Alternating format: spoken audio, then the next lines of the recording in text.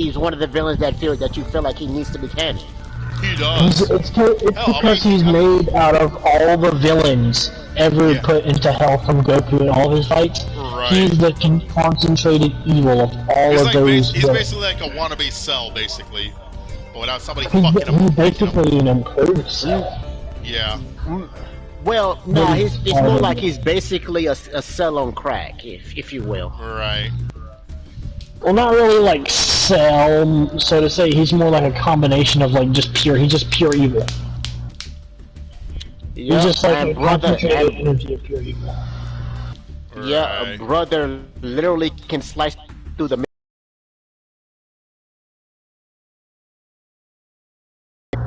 He's just that good. Like during that fight, he was literally slicing through dimensions, like just. I might rewatch OG Dragon Ball when I finish Baki. Oh. The funniest thing is when you first. I see people talking about that new recent one of the father and son arc. Oh no, I'm not on like Netflix Baki. I'm on Baki the Grappler. I didn't want to start watching at the very beginning. I'm at the Maxim tournament. Oh my god, have fun with that part. Yeah, I'm on the part where Baki's about to fight Jack. Can I say something? I remember. I remember that. What about the fight where Goku, Bardock, and Gohan? You were coming me hot. I think that's in Xenoverse, isn't it? Yeah. I thought that was in Xenoverse. That definitely not. I was talking about Dragon Ball Heroes, I believe. Oh yeah, Heroes. Okay, see, in Heroes, is that canon? No, because anything can happen in that shit.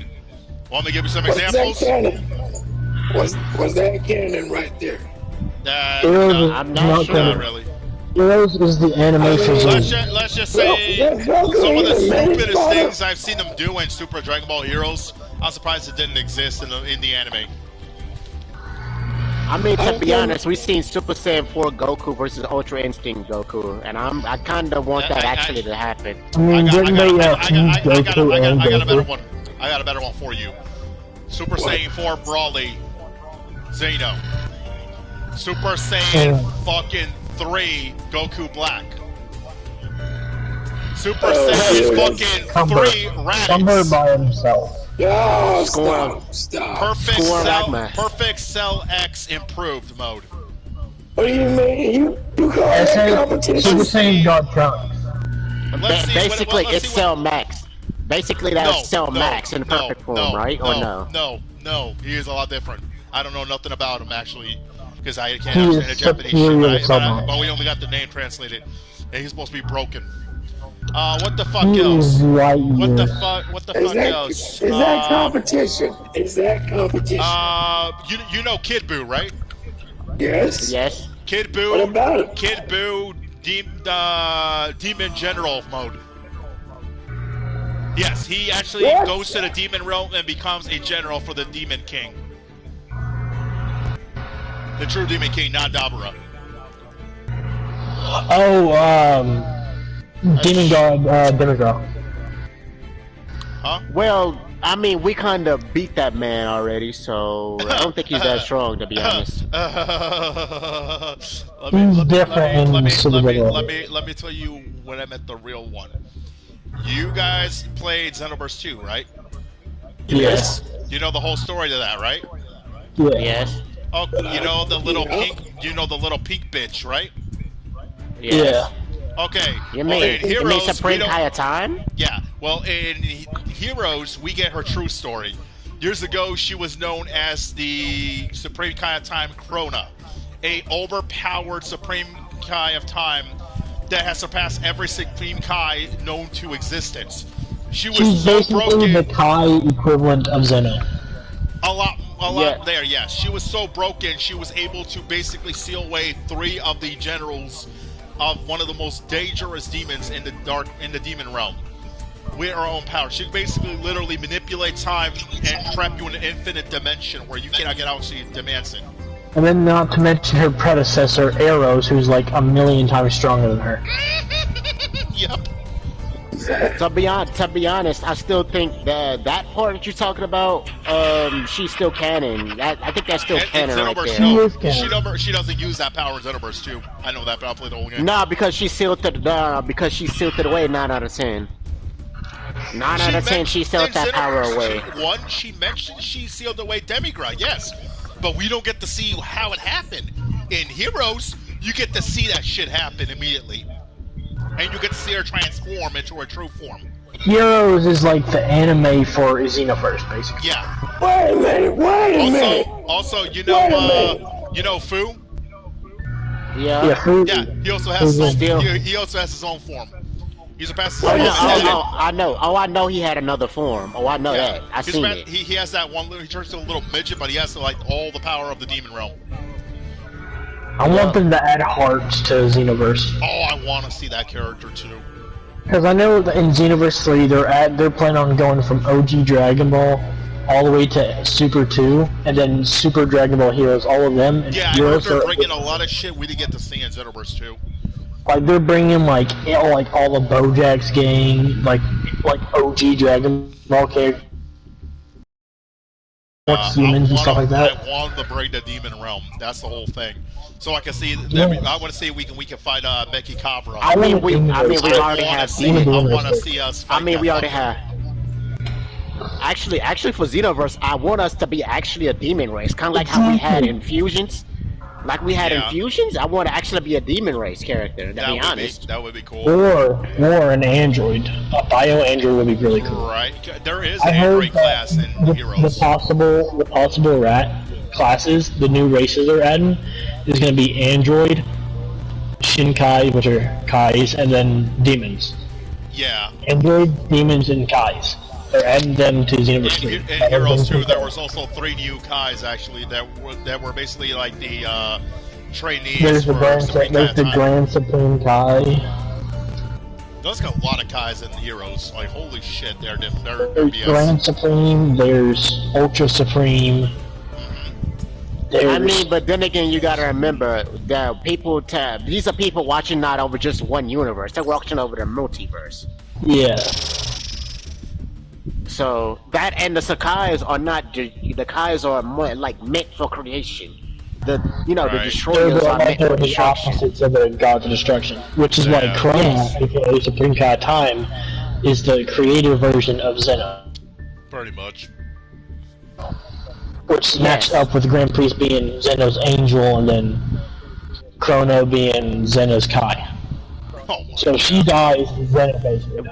Which she dies, Zeno dies, but that's damn near impossible since they're both broken. Yeah, that's not gonna happen. But Chrono's powers are technically locked away. Time-based, but they're like, she can't use her full power. No, basically. She can't. I'm hoping in 3 we get to see her do what she did in Heroes and unleashes that power.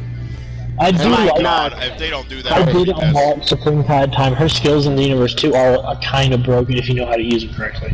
Oh, I know. Yeah, because what I'm saying is, yes, her powers are sealed away in 2, but in Heroes, no. No, that's why she's broken. Yeah, I know they're not sealed in Heroes. I'm talking about like in terms of Xenoverse. Oh, yeah. Like you couldn't even. I remember there was a part they showed in Heroes where the original Demon King Mekabra actually got a hold of Supreme Kai's power and mind controlled her. Because he's like, okay, if I can't see her power and I can't take it, I'm just gonna use it against everyone else. I was happy that they brought Super Saiyan 4 Mira though. Super who? Super Saiyan 4 Mira. Mira still, how Mira steals power. Download again, fucking Kakarot, because I was gonna do that second phase y'all was talking about. I need to fucking go back and do the DLCs for that shit. Yep, I need to get the DLCs. The second phase, cause for Mira.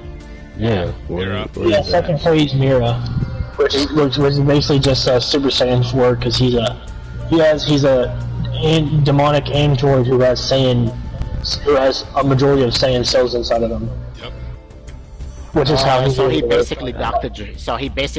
Droid again. I don't really care about all that. I just want to know where he is so I can like fight him and get it done with. I don't remember how you get his ass. I actually had him randomly.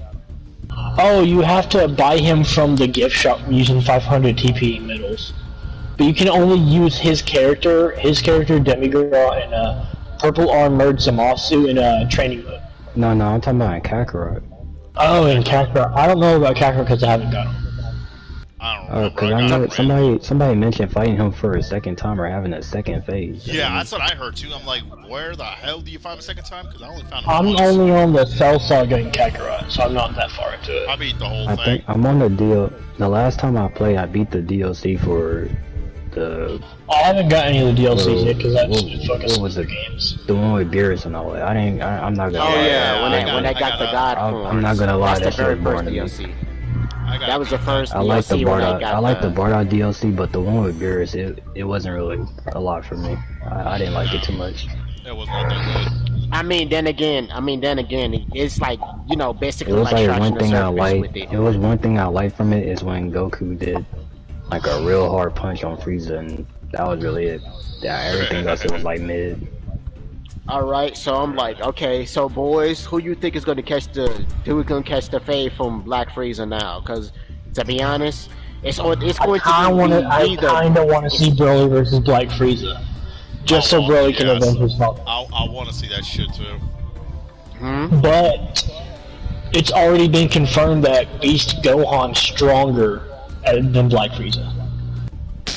And yet that motherfucker still acting as stupid as ever. Which means Orange Piccolo versus Frieza could be an amazing fight. Oh god, he ain't surviving. He not surviving. Nope. Nah, don't give Piccolo credit. Nah, give Piccolo some credit. Give Piccolo credit, man. Look, the only credit that motherfucker got was the fact that Shenron gave him a warp that basically helped him survive Gamma 1 and 2 in the movie. Okay, he survives a few minutes and then they call it a fucking truce. Let's look at this from a standpoint. It's no different than him going fused with Kami, fucking large form, or him going Super Piccolo. Did he beat Frieza in any of those forms? In the Nemesis? Even though I'm not like too big of a Dragon Ball fan like that. When he was in Super Namekian, he already surpassed Super Saiyan. Basically, I'm yes. talking about, did he beat regular Frieza though? No, because he never. Regular Frieza. Because he never actually fought regular Frieza. No, he did. He did still keep his form, but he got his ass kicked once he tried the final form. But yeah, I was saying I'm not really No, brother, that was a wrong. Like, that was not. That was me not. Personally, That I was feel like super Piccolo probably has a better chance to fight Frieza than Vegeta. For me, at least, because y'all already know my stance on Vegeta. Bro is a fucking walking fumbler. We also need to take into account Orange Piccolo could have defeated Salmax, but he let Salmax beat him so that Gohan could rise up and get stronger. Yeah. And Salmax is far stronger than Black Frieza, so for now. For now, yeah. But I don't think Frieza knows that, so... Exactly. Yeah, because motherfucker's back in space. He knows what the hell he's doing. The Super Dragon Ball Heroes is like in the future of... Like, this is like past Frieza Black in the timeline. Oh god, if they put Black Frieza on that shit, I'm gonna die laughing. Well, they're still doing like the moral arc stuff for now, but they've not even started that in the anime. We don't need more broken bullshit in Super Dragon Ball Heroes. That's just the last thing I need to see. Dude, I just can't wait for them to like University and have like Moro in it. To be honest, I did actually like seeing Evolution Blue Gogeta. I did actually like seeing Evolution Blue Gogeta. Blue Gogeta versus SSJ3 Rose was amazing. That would be cool. Rose 3 versus Black really shocked me when I watched it. They had a lot of good forms. I wish they showed Cumber off a little more though, because he was just a walking menace. Which one? Yeah, he was Cumber. It was basically Super Saiyan 3 fighting Goku and Ultra Instinct and nearly winning, just in Super Saiyan 2. Yeah, because he was that fucking broken. It was basically the pure evil version of Broly, like pretty much, like literally, like Z Broly. That was basically him. He was basically Z Broly. He was basically Broly with the chaotic energy of Janemba. Oh yeah. Basically. And Super Dragon Ball Heroes did my man Janemba justice with Janemba Black. They did not. Janemba Black was a good arc. Yeah, it was. The Big Bang arc was really good. I liked how they gave Janemba a new form. It looked really nice too.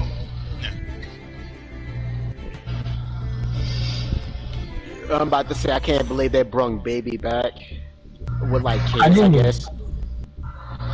Oh well, those two kids are just Tuffles. They aren't really related to Baby in any way. No. I mean Baby's technically a Tuffle, so they technically should still count. Well, they're just pure Tuffles. Baby wasn't a pure Tuffle; he was an android Tuffle hybrid. Oh yeah. Well, he was mutant android. Sure, yeah, but he was, made technically. But he was created, so he wasn't really a pure Tuffle. I mean, remember the pure Tuffles were technically dead. Yep. True. I mean, technically Hachiak's Tuffle, pure Tuffle. Oh, you mean the one that had his own movie? That's that hybrid? Yeah, the one who had the movie. The one in Raging Blast 2. Dude, I remember Raging Blast 2. I remember Raging that. Blast 2 was a thing. Raging Blast 2 was amazing. It was. I'm surprised we should have had a Raging Blast 3, to be honest. Come on. I'm pretty sure enjoyed a Raging Blast 3 hey, compared to Xenoverse. We're getting a new DBZ game like Budokai and all that crap. I don't care if they don't bring that. Yeah. I know this is off topic from Dragon Ball, but I just want to ask y'all, how do y'all feel about Naruto? I'm not calling it a new game. I feel like Generations? Yeah, I feel like they just all put it.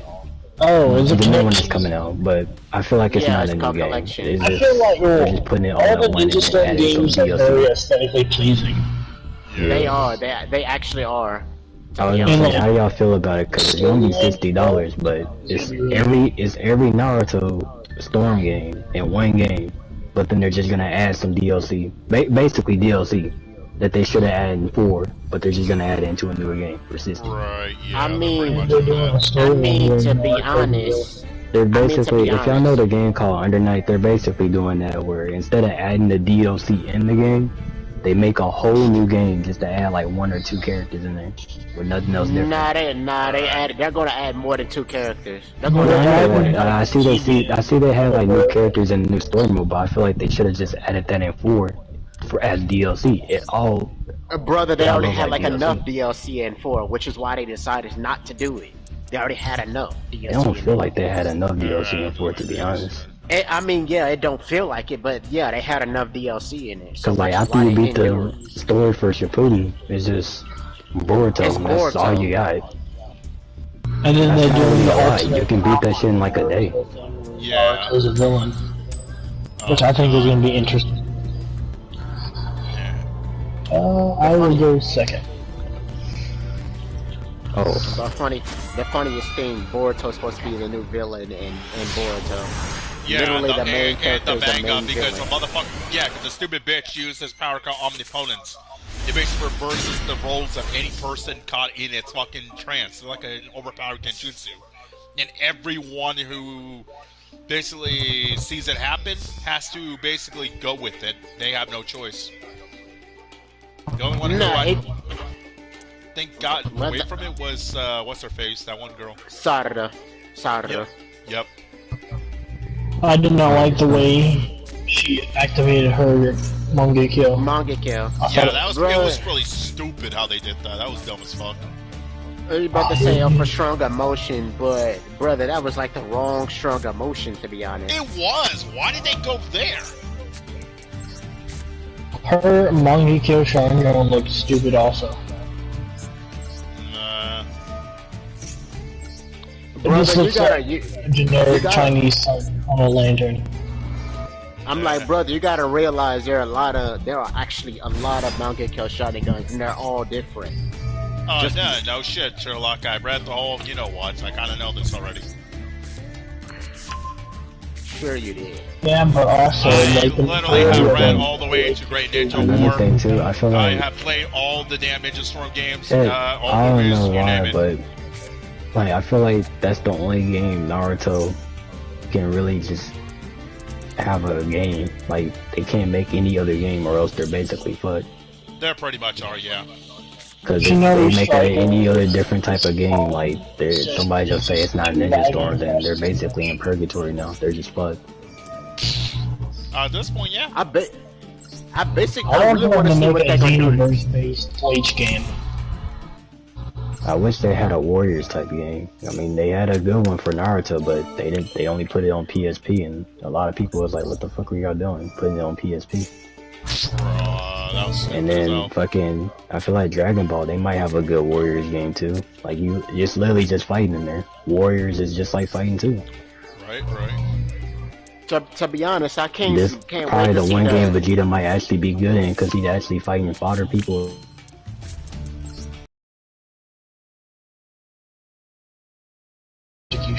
Yeah, They made a whole trailer just for a rematch. It was dumb as fuck playing the game. The story was garbage. One thing I can thank it for is the only thing I can probably thank it for is the fact that it introduced some of my friends into like the anime called The Adventures of Dai, because they didn't know the dude who made Dragon Ball made other shit besides Dragon Ball, like Dragon Quest and everything else. Yeah, he did. Like they didn't know he made Dragon Quest until I explained it to him, because they said, "Hey, why does Dragon Quest and Chrono Trigger look the exact same? Why are they copying his art style?" And I told him, saying, "That's his art style. That's him. He made the art for the game." Right. They're like, "Oh, so he made the art style for Chrono Trigger, Dragon Quest, and helped out with JoJo's, I think, too, for like Death 13." And they didn't know that, so when I told them that, they finally looked into like Dragon Quest and Adventure of Dai, and they got into it because of that. And there's a new game for Dai coming out too, that they said they all pre-ordered. Like I did in, for it too. Yeah, it was a mobile game like board, I did enjoy the sucked. roster for Jump Force. Like I did enjoy the roster for Jump Force. Yeah, I just wish all the other DLC characters were should have been just base game though. I mean, yeah, some of them should have, but not all of them. I feel like there were some characters that didn't even need to be in the game, though, to be honest. Yeah. Like, I feel like Boa I like had City Hunter, but at the same, and Boa too. Like, I'm a One Piece fan, but I don't know why Blackbeard and Boa. I can understand Blackbeard because he's like. I can understand Blackbeard. He's Blackbeard, he's the bad guy. He's a popular character, but nobody, when Jump Force was coming out, nobody was. Yeah, because what you call it, Blackbeard, like when Jump Force. But yeah, when Jump Force first came out, like there wasn't really much going on for Blackbeard. Like everybody knew who he was and he was a popular character, but they didn't know his powers or nothing else. No, they knew his powers. Like he was showing them off and all that. It was just the fact that there was really no reason to introduce him, because he was a big character, yeah, but it wasn't like Whitebeard or fucking Yugioh or some shit. I still remember the first like time Don Flamingo, because they introduced Gear 4, and it would have been nice if they had Don Flamingo, but instead they added Blackbeard and Boa. Yeah, I remember the first like, time I get if they wanted to add the Warlords of the Sea to be like, oh yeah, these are big characters. But maybe like Iconu would have been exactly. Like I was thinking like they were gonna add the Marines in there, like add any of the Marines, but they didn't. They have like Marine map and Marine outfits and shit. They have the Marine form out, but at the same time it's like nothing related to Marines or nothing there. Like, and then like the villains, like the main villains were just freaking rip off of Toa and Mira. They were. I didn't, and plus I didn't like how the fucking, I didn't like how Light was in the game, but he was only there just to like say some fucking poem quotes, and then how Ryu. Yeah, he doesn't have like a fighting. He could have done like a thing like how they did Yu-Gi-Oh characters, like or like stand characters. They have won't. Like Ryu. They really won't. They won't. He's not worth it for that. I was honestly shocked. But yeah, that's how I feel about it. I feel like Blackbeard and Boa definitely shouldn't have been in the game. Like, Blackbeard was a popular character, but he wasn't that big around that time. Yeah, love how they added Yu Hakusho characters. I just wish they had a little bit more characters. Yeah, with the Yu Hakusho characters, I was glad they added, you know, them in there, because I ain't gonna lie, I thought they were only gonna be in J-Stars, but I wish they had at least, like, the trio, like Kurobaro, Hiei, and Yusuke, but they added Toguro, which is cool. The only characters that I used in Jump Force were characters that had swords. I used 3 characters. I did only. too. To be honest, I used Kenshin, I used Yugioh, and I used Toguro. For me, I used... Okay, get away from me. There you go. But I used to use... I used to use Zoro, Jotaro, and Luffy, and All Might. Those are my 4 right there that I like. The funniest thing is we had the 1000-Year Blood War. We had literally the characters that used the 1000-Year Blood War moves. Yet the 1000-Year Blood War wasn't even out during that time because we literally had the true form of Itsugaya's Bankai. Yeah, that was the funny thing. And then everybody was so confused. As well. Yeah, we already knew about. We got her shit early in Bleach Brave Souls, and I'm like, why? So you guys haven't released the anime yet. Nobody's gonna know what the fuck this is unless you read the manga. Dumbasses. Yeah. It's like there's some more characters in there, but yeah, that was just my little gripe about that. I feel like I literally looked at it and I said, why the fuck is Blackbeard in here? They made a lot of mistakes in Jump Force. I feel like if they fixed it, it was basically supposed to be like Xenoverse but with multiple animes, but they messed it up so bad.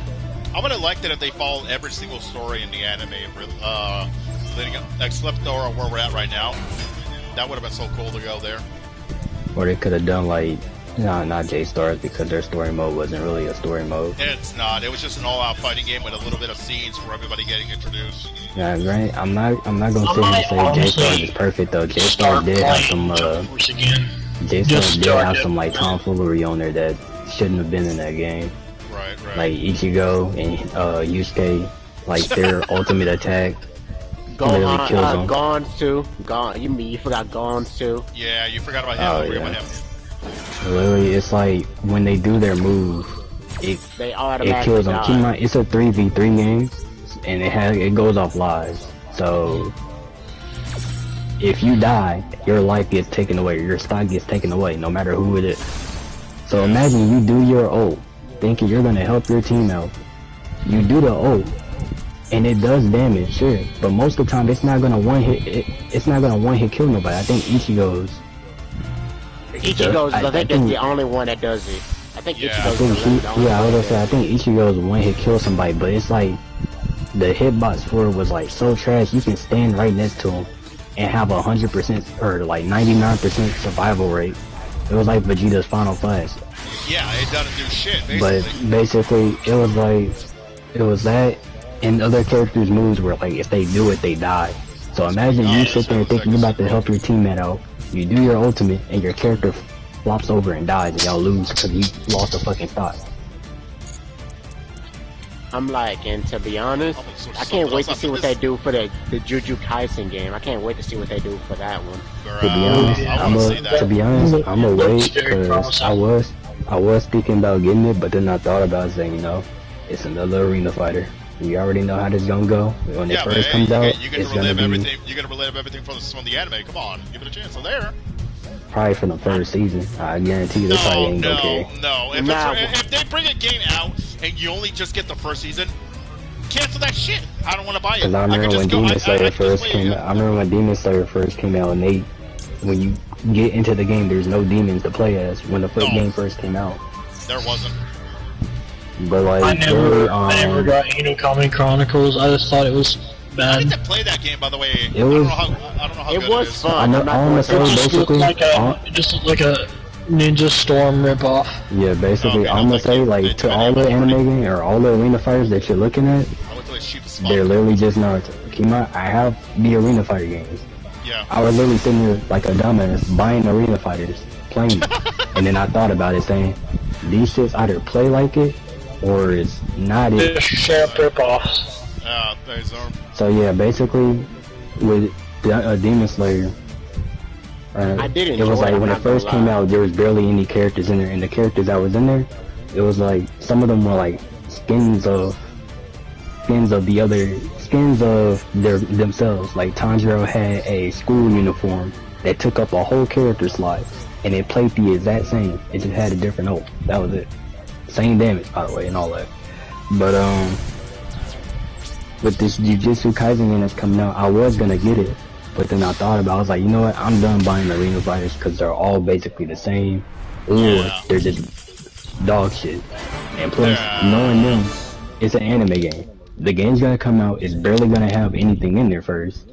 And then when people complain about it, saying, why is there nothing in here, why did y'all do this, y'all could've added this and that, then it's gonna go through a time where it's like, nobody's gonna buy it for a bit, and next thing you know, then they actually decide to add everything in the game. So instead of me buying it now, or instead of people buying it now, I feel like they should wait, see what they're gonna have first. And if they don't have like everything that's basically shown in the anime right now, or manga, whatever, then No, they're going to have season 2. They probably will. because I feel like people shouldn't be spending $60 or like even more just to play these games. Oh, man, even though they all play the exact same. It's like with beat 'em ups, like side scrolling beat 'em ups. Like, you know for a fact, you know what you're getting yourself into, but you still buy it. Right. I honestly think that the One Punch Man game that they came out with, that was it Road to Hero, I thought that was a pretty good game. It was alright for what I saw. I just hate that they got rid of all the shit after they dropped service for it, like online shit. Yeah, it was when me and my friend played it. Basically, I'll put it in after I'm done here. When me and my friend played it, we basically had fun on there for like a bit, but after that, it was just like there was really nothing else to do besides just sit there and look at. Yeah, it was kind of. We didn't even play because they had different modes, or they had a mode where you play with Saitama, or you don't, or you play until Saitama comes up, or you don't play with Saitama coming up and you just duke it out with your characters. Yeah, you make your own character until he comes and I have fun with him and all that.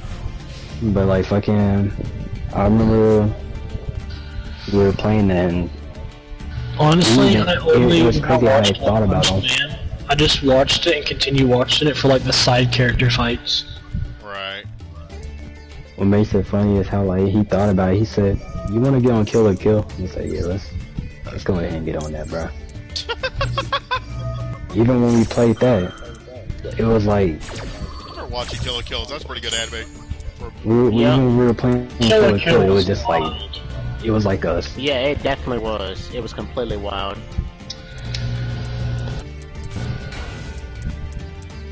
Like, yeah, not when I seen Kill la Kill, I'm like, this is the most wildest I've ever seen. Right. Like some of like the fights and stuff, like they were like really good fights too. Oh, they were. An anime I wish they continued was like Kame ga Kill, because they could have did like the secondary manga, Kame ga Kill 0. They really could have. I was. Because they didn't even show all the Imperial arms. They showed like maybe 10%. Yeah, there was a lot more they missed. They said there was 50. They only showed like what, 10 12 maybe? No, there was 10, I believe, in that. I don't think we got the last 2. That was only at the end, but they didn't talk about them. I mean, to be honest, it could have ended. They should have ended the anime like they did the manga, which they didn't. Well, the manga like in a way, because in the manga they went to Kame ga Kill 0, which explained how Akame and Kuromi became assassins. Right, I remember reading that. That was a good manga. It really was. I don't get why they didn't go that far, though. I know. I would have loved to have seen that. What I mean for like a Kame Kill, instead of like Tatsumi dying at the end of the manga, because he didn't actually die, he just actually turned into a giant dragon. Yeah, don't remind me about that. I I enjoyed that a lot more, to be honest, than him dying. They just decided when the anime came out, you know what? Let's just kill every character that everyone loves. Pretty much everybody says that. I bet you everybody's gonna die in this. I'm like, well, I know. What's they basically pulled the whole see red flags on everybody, not the good ones. They basically pulled a whole ass Final Fantasy 0 and just killed everybody. Oh my fucking god. You know the funny thing about that game? When a friend told me to bring it over from the public library, because we usually play games off that shit, I told them, I swear to God, if you bring that fucking game, and from what I heard, it's this bad, and I see everybody I love dies in that piece of shit, I'm gonna fucking strangle you. Sees everybody I fucking enjoy die in a matter of minutes. I'm like, you motherfucking... You wasted half an hour of my time with people that I already seen getting spoiled, getting blasted at Kingdom Come like they were in World War III. Like, it was a... Like, I feel like it wasn't a good Final Fantasy game. It was like, for a regular game by itself, it was decent, but compared to the other Final Fantasy games, I even say, like, I'd rather play Final Fantasy 8. Like, at least, you know, the Final Fantasy we had where, what's his name was in it? At least when he died, we got a story for it. When we got Zero, which Final Fantasy? I don't remember. It was like, it was 10 and 8 what was the Final Fantasy with that one guy with all the royal arms? 15. Thank you. I think it was that one then. Yeah, the one with Noctis, he tried to become king, but right. Well, I mean, he did become a king, but he had to kill Arden or whatever his name is. Yep, and we know what happens at the end. And no, I'm not going to include the fucking ending after it because that bullshit does not count canon. They already revealed that in the wiki. I looked it up. There were people, that ain't canon. It's not canon. That's just a what if. There were people that was asking if they were gonna have a 15-2 like how 10 did it, where Titus died at the end, and when he died, you know, if you play 10-2, you can basically, you know, keep him alive, or if you 100% the game, you keep him alive. The original story was meant for him to basically. Yeah, I know he died, but he was supposed to die and all that shit. Yeah, all that shit, yeah. Plus, I already heard because I wanted them to keep him alive, but even though he wasn't my favorite, I still wanted him to at least be alive or some shit, because I don't know, I don't like seeing like the characters that I sat there played for God knows how long fucking flop over dead. No, I don't blame you. I mean, when you played them for so long, you want to see you have a happy ending, but this is Final Fantasy.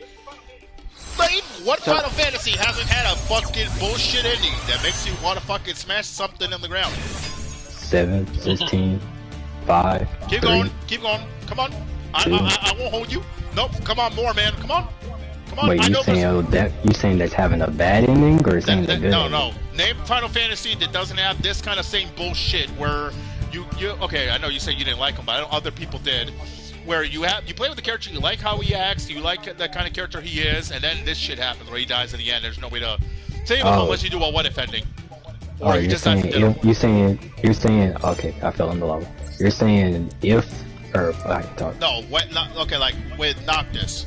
Minus the what if ending, like where they die at the end because you have no choice. It's the only way you can save the world. Oh, so you're saying name a Final Fantasy game where they don't die? Where they die. Because they have no choice. 15, they have no 10, choice. You know, like 8. when Noctis' story went. It's 0, 15. Yep. 8. That was really it. That's it. And that's the dumb thing. Like, bruh, there's only those 5 games out of all the other Final Fantasies. Right. To be honest, I kind of understood with Clive in 16 the way he died, because if you use magic a lot in their universe, basically your body can't handle it and you fucking die. It's plain simple. Especially if you're a fucking icon. But with 10, I understood it too, because it was like time travel and everything, and then you found out later on your character was dead, but then you can get your character back. 8, he just died to a fucking ice shard. I'm never forgetting that shit. The game is dog shit. Bro, how do you die to an icicle? What the fuck were they thinking? I don't think they were thinking when they made that happen. That was the stupidest way he could have died. I mean, to be honest, I did not like the way... I mean, I understand Noctis had to sacrifice himself, but to be honest, I didn't like it. Yeah, I'm not a gonna lot of lie. people didn't like it either. I know to be another friend honest, of he mine really when didn't have to showed me sacrifice that himself. It was just the fact that if he didn't, we know what Arden was happens gonna at the end. keep like coming back, He or keeps coming Arden was gonna back, and come that's the back only way to and seal him fucking. away. He was like, "No, fuck this dude. I want him dead." No, Like he it's could have just basically left him alive, and everything would have been cool. But he was like, "No, I want to settle this shit and be done with." yeah, like I'm done with and this. he was like, I'm gonna the only way to get to Arden is to basically kill himself, and go into the afterlife to put him like down for good. pretty much.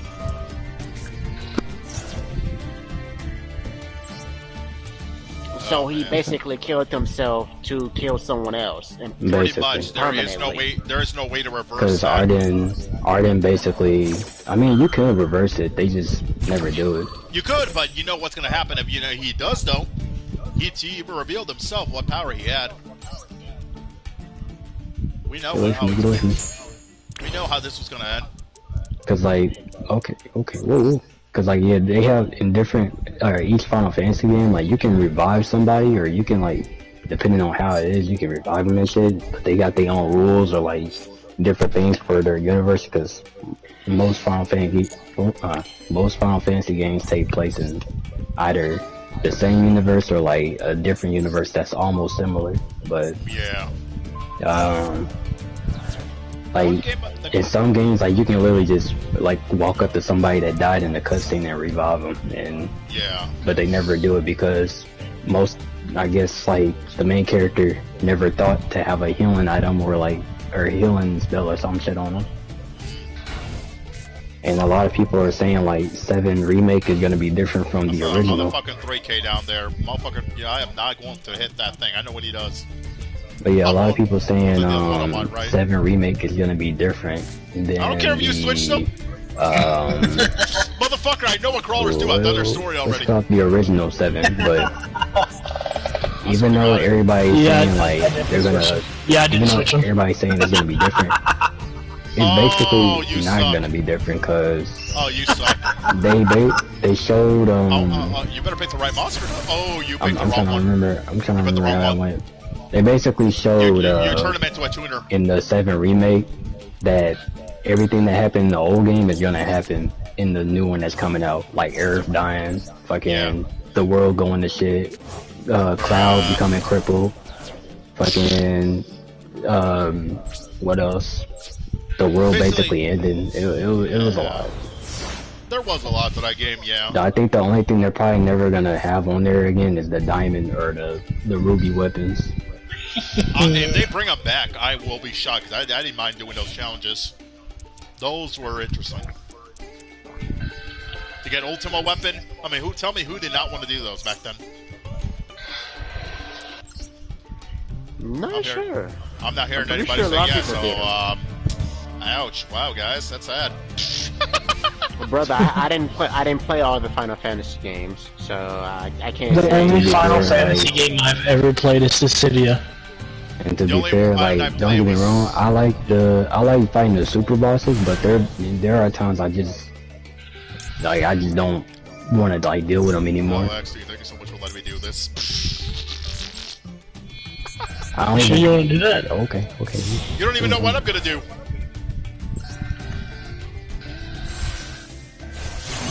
I knew you were gonna summon deep. I knew you were gonna do it. Now you know what I'm about to do. Never played one. Yeah, I played quite a few. I played the Dissidia PSP one. That was the only one I played. I mostly played that. The reason why I got that one because someone I knew on the bus was playing it, and they, I had a PSP on me, and they're like, "I played this." I'm like, "No," and they could not beat this one boss. I believe it was Chaos back before. That was the last game with Chaos before Spirit just took over in the PS4 version. And I'm like, who the fuck are you? And what the hell is this boss battle? And you had this big ass motherfucker looking like a damn colossal titan from the Attack on Titan. I'm like, what the fuck is this shit? You are not the Chaos I remember from Final Fantasy 1, the remaster, or the motherfucker after that with Garland. Oh, hell no. I do know one game I keep forgetting about, but it was actually pretty fun to play. It was not Strangers of Paradise, that's Fist of the North Star. Fist of the North Star is really good. Lost Paradise is my favorite game. It's like the Yakuza games if you ever played them, but if you haven't, you can give them a try. I'm a big fan of the Yakuza games. I played a lot of them. If you haven't played the Fist of the North Star one, it's made by the same people who made Yakuza. Like it has the same gameplay and everything. Are you talking about Lost Paradise? Yeah. Yeah. That's I heard of that. That's the best. I've heard of it. I need to check it out. Cause what you call with Fist of the North Star and Lost Paradise, Sega, Sega, they got the Yakuza people to help out with the game, so it plays just like Yakuza if you played Yakuza before, or if you, like for you played Fist of the North Star. So if you play any other Yakuza games, then you're gonna feel right at home, like you immediately know how to play the game. Right. And I heard they're making 3 new Yakuza games too. Yeah, they're making 2 more. They're making one with Kiryu and making one with that one motherfucker with the afro. Ichiban. Yeah, it's a continuation of the other game. I have not finished that one yet. It's a long game. I need to finish Yakuza 0. Although I know that the first one that they're making, it has a whole different fucking story than what people are thinking. Yeah, like I said, wasn't that technically one where when they went back in time, basically? It was a zombie one, but that ones are like the Japanese ones where like they're samurais and all that shit. Oh yeah, like, that's what I was talking about. It's basically not a what if, but I mean, kind of is. It's basically like telling old stories, but with Yakuza characters, or talking about the Edo Japan and all that shit, but with Yakuza characters and all that shit. Right. I know they also used to have a Resident Evil version of Yakuza too. Yeah, but the zombie one, I kind of want to go back and beat it, but the game was so bad to the point where Yakuza was probably never gonna make it back into America because everybody like blasted the game because of how trash it was. Right. No, I would say they did some pretty good ones though so far. Like most of them have pretty good stories. Like I think 3, like they're all good. Besides the zombie one, they're all good. It's just like I feel like for me 3 is my least favorite because like literally you'll be piecing up somebody and they just block your hits out of nowhere. Ones I have to say for Yakuza, and you have to deal with an orphanage too. Yeah, if I had to say the ones I like for Yakuza, Yakuza 6, Yakuza 0, Kiwami, and Yakuza 4 and 5. Like, for me, my favorites are Kiwami 2. That's my first one. Yakuza 5. That was horrible shit. And what else? Yakuza 0 was my 3rd favorite. I know a lot of people put it as their first though. It was my first, believe it or not, and I actually loved it, how it got me into the game. But yeah, I like Kiwami too, cause like it was just like the dragon engine they used for it. Right. It was kind of funny as hell, and plus the like references that they had in there. Man, I swear to God, seeing fucking Goro Majima. And plus, you didn't really have to stress too much about 100% the Kiwami or Kiwami 2 or like Yakuza 6, because basically, it was more easier to play. It was. I'm like, because I actually like seeing Goro, especially the mad dog style that he had. That shit was hilarious.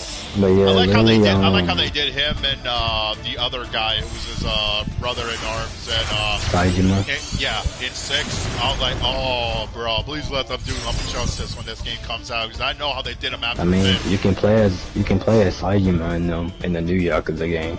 I know. With Kiryu as an agent. Oh, I know. I saw that. I like how they did them in the ending though. That was pretty fucking cool. It's just sad what happened to Kiryu after when he retired.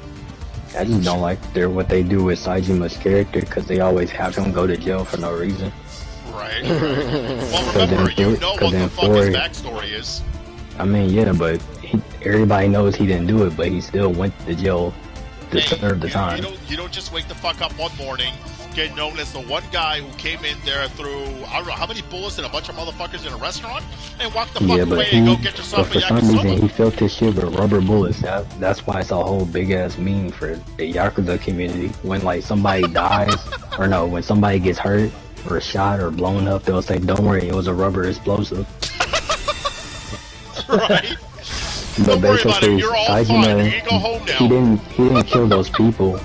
And everybody knew, like, oh yeah, he didn't kill them people. The person that killed them was I think a police officer or like some other dude that came in and was like that did no yeah, it was one of the dudes that woke up. I heard you say that actually.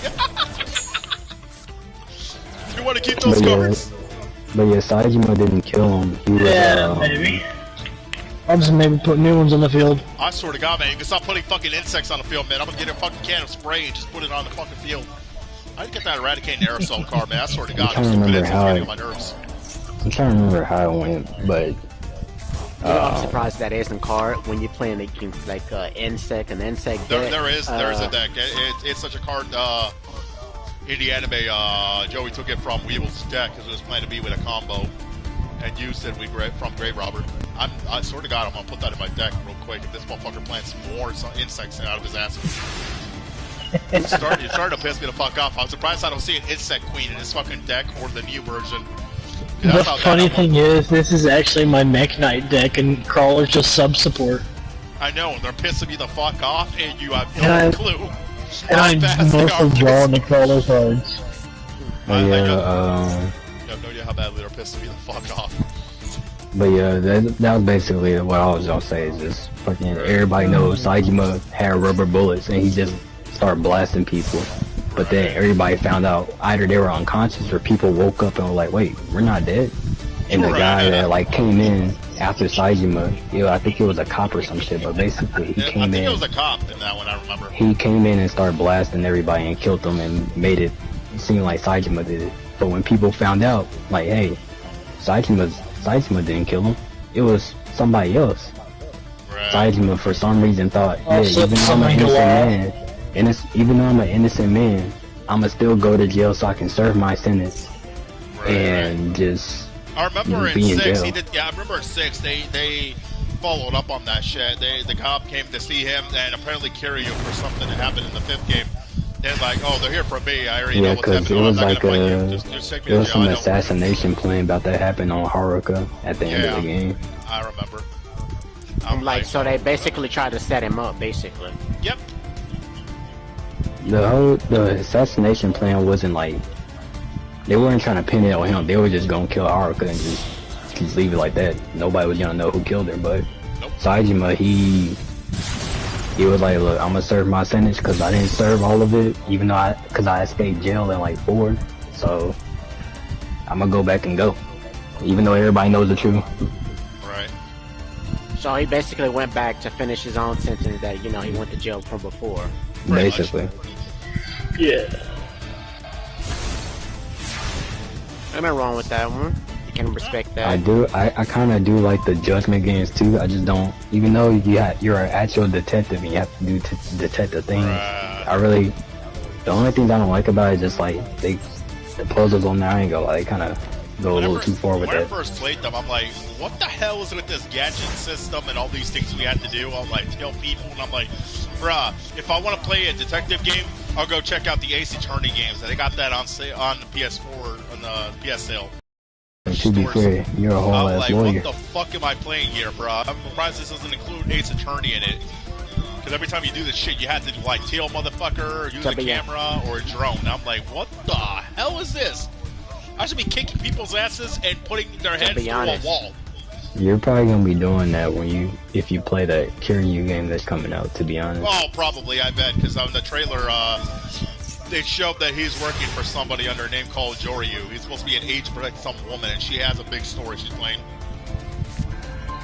A lot of people were saying it was the one girl that Majima used to protect, the one that used to be blonde. You mean like, hold on, I got somebody in the chat saying the best Persona. You mean like the Persona games? I've not played that many Persona games. I've only played 4. I believe I played the 3rd one and the other one. I need to play knows I'm a Persona head. I watched the anime and the golden one. Yeah, Mema knows I'm a Persona head and Shin Megami Tensei fan. I need to play Shin Megami Tensei. I heard people say those are good games. Yeah, the Shin Megami Tensei is the old version of Persona. Or the older brother of Persona, basically. Yeah. And what makes it funny is how Shin Megami Tensei came out before Pokemon, and a lot of people don't know that. You're right. So that got me shocked. So when somebody says this is copying Pokemon, it's kind of funny. No, it's not. No, it's No, not. it's the other way around. Sit the fuck down, kids. Sit the fuck down. Let the grown-ups tell you how. Now, I will say, if Shin Megami Tensei though, they will not hold your hand. They will beat your fucking ass. Because with Persona, they hold your hand a lot. With the, they do. So you want to talk about monster? They do. With the social confidence and all that. With the social confidence and all that, they hold your hand and all that, like guiding you and shit. It's Shin Megami Tensei, especially with 3. 3 is like the most popular one and the most well known, I think, right next to 4. Because of their like enemies. Like in 3, they have this thing called Dragon Eye for some of the enemies. In Dragon Eye, what it does is you spend the turn to gain 3 turns.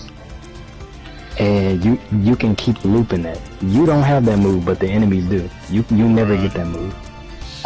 So basically, what the bosses, some of the bosses like this dude named Mott, Walking Coffin, basically, if you're fighting him, he will look you dead in your face.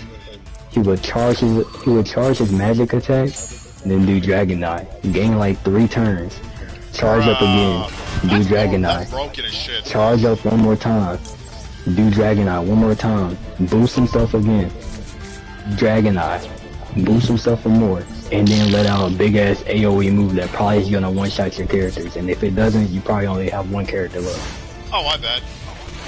That's how I heard all the Shin Megami Tensei games are. Like all the final bosses are like that. And it's not even a final boss. It's it's like a miniature boss. That's a miniature boss doing all that. That wasn't a 3. Yeah, you're right about that one.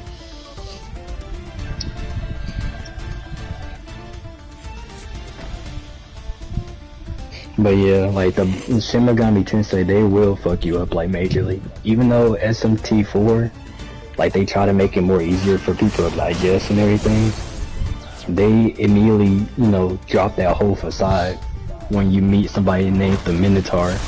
And if you look up SMT and then type in Minotaur, you'll immediately see either people raging or people crying or complaining saying like they never finished the game or they never beat the game or they just never touched the game after it because of the Minotaur.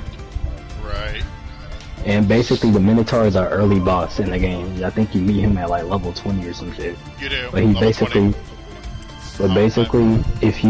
when you meet him, he'll basically explain to you, I'm gonna beat your ass, you're gonna die, and you're gonna start over.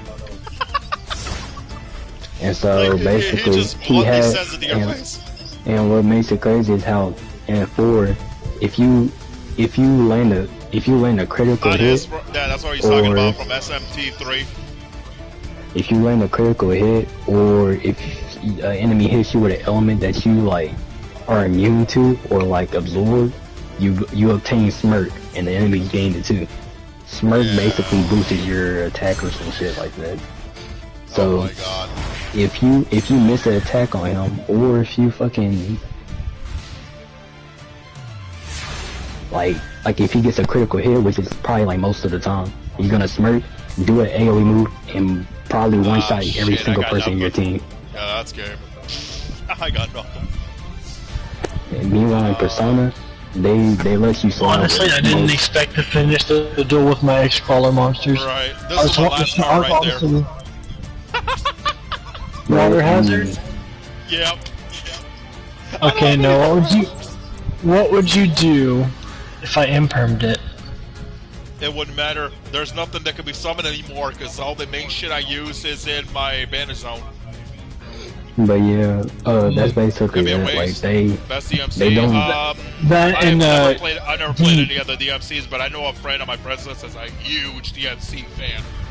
Unfortunately, he's not on right now, so yeah. I don't know nothing about. Wait, what game? Devil May Cry. They were asking. The guys asking brother, in chat. you're looking at someone. I haven't played Devil May Cry since Devil May Cry. I only heard of the series from PS2 side, from the PS2 side era, but I don't know nothing about the games. Yeah, that's all I gotta say about I played 2 and I played 2, did not like 2. I played 3, 4, and 5, and I completed both of them. I will say all I know is there's so many fucking games. That's all I'm gonna say.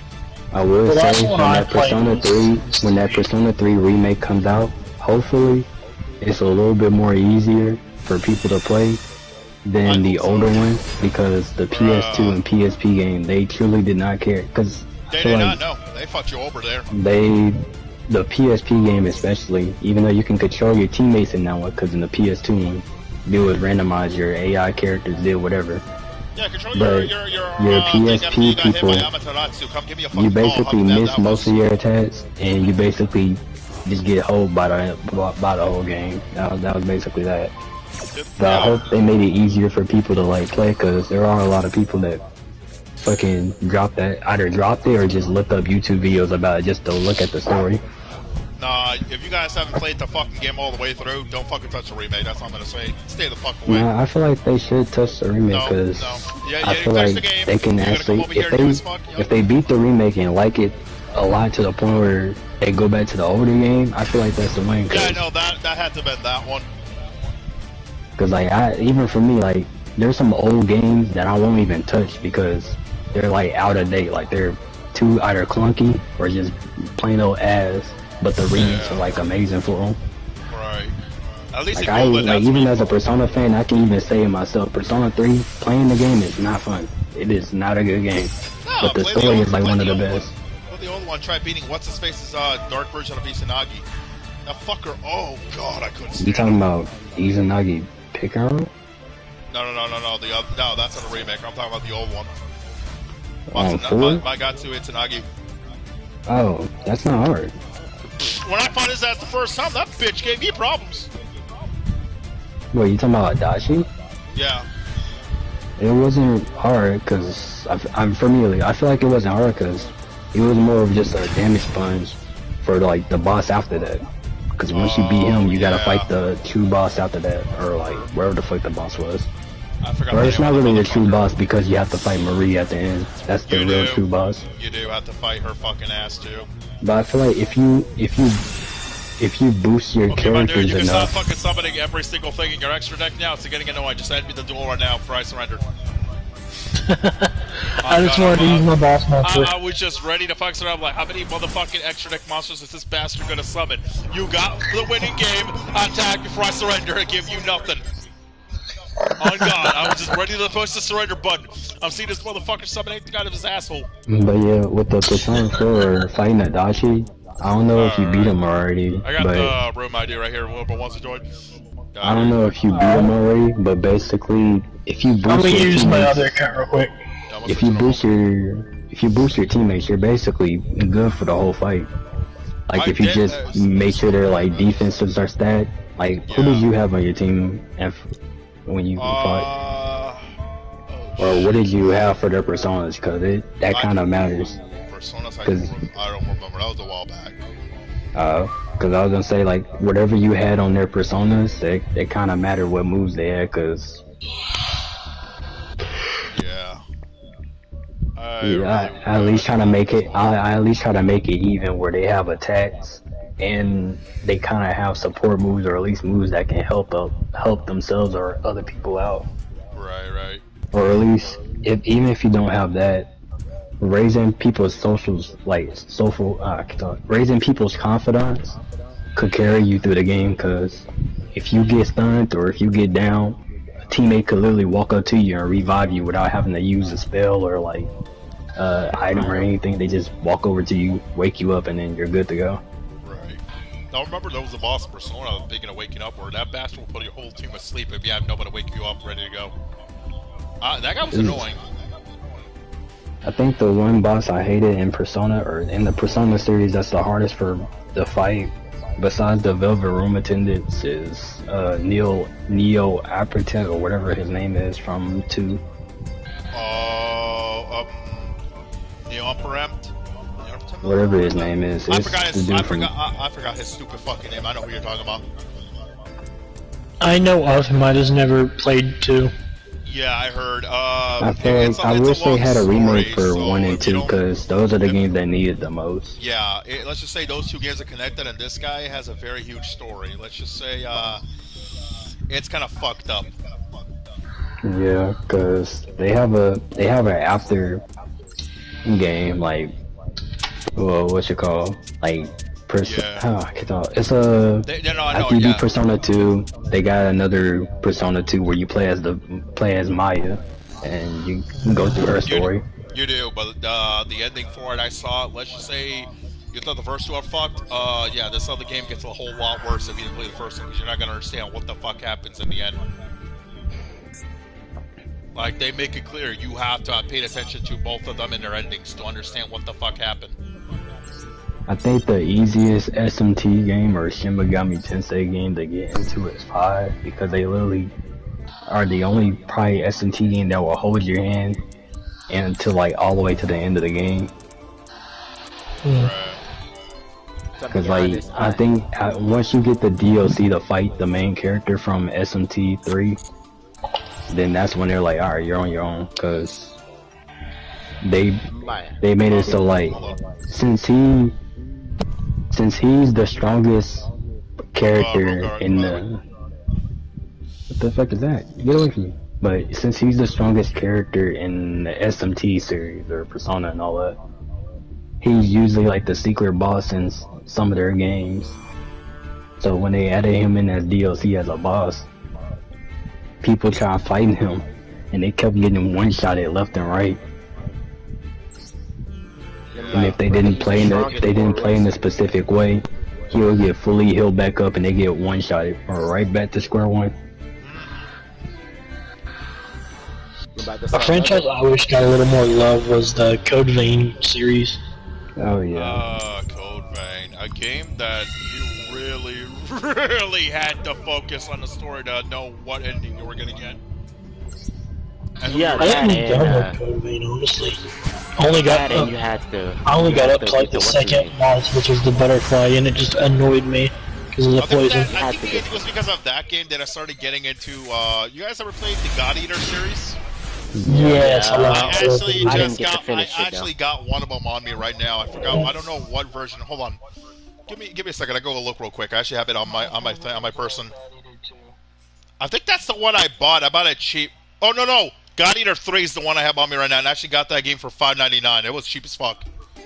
$5.99 or $4.99? I don't remember how cheap it was. I'm actually playing that actually right now, and holy shit, I like this story. The storyline for every God Eater game is just amazing. Yeah. The main reason. First of all, by the way, when you play Code Vein, you're getting the true ending when you had collected all the blood shards and saved the characters. That was not gonna happen for quite a while, motherfucker. I had quite a long way to go. Hell no! I literally never got half of the shit before I found out where to get the locations. I'm like, okay, I don't got time for this. We're gonna come back whenever the fuck pigs fly, because I'm not going through all this. Nope. Bye. Okay. You mean for the shards? Start off with Code Vein? Yeah. Putting it's not even that hard. You can actually just look them up. No, it wasn't, but the bullshit ways you have to go to get them all over the world or wherever. Oh no, I was just not gonna do that. I didn't have time for that crap. Yeah. And it feel like just way much more of a hassle. Right, that's but a stupid deck. when you it's a combo deck. It's Yangzing Tenyu. I heard Tenyu, and already I hate your fucking guts. Also, get rid of that piece of shit. It's vanished. I heard Tenyu. You know how much I fucking hate Tenyu, or at least you should if you watched my last stream where I did the story. I hate the last AI. Well, when one goes, another comes. Okay, and what's this stupid motherfucker gonna do? I forgot I was supposed to play Armored Core. I ain't even touched that game yet. Oh, Armored Core. Touched it yet? Brother, you're missing out. That is a good game. You're kind of missing out. Fire Rubicon is my favorite from the Armored Core series. That is a good game, but I'm gonna wait until I see something else come out and maybe get it over cheap. I'm not gonna lie, because it is definitely a good game. Right. It's not like how older titles were either. It's like completely different from older ones. No, yep, it definitely is. I only played 2 Armored Core games, and I'm not gonna lie. The last Armored Core game they came out with was like over 10 years ago.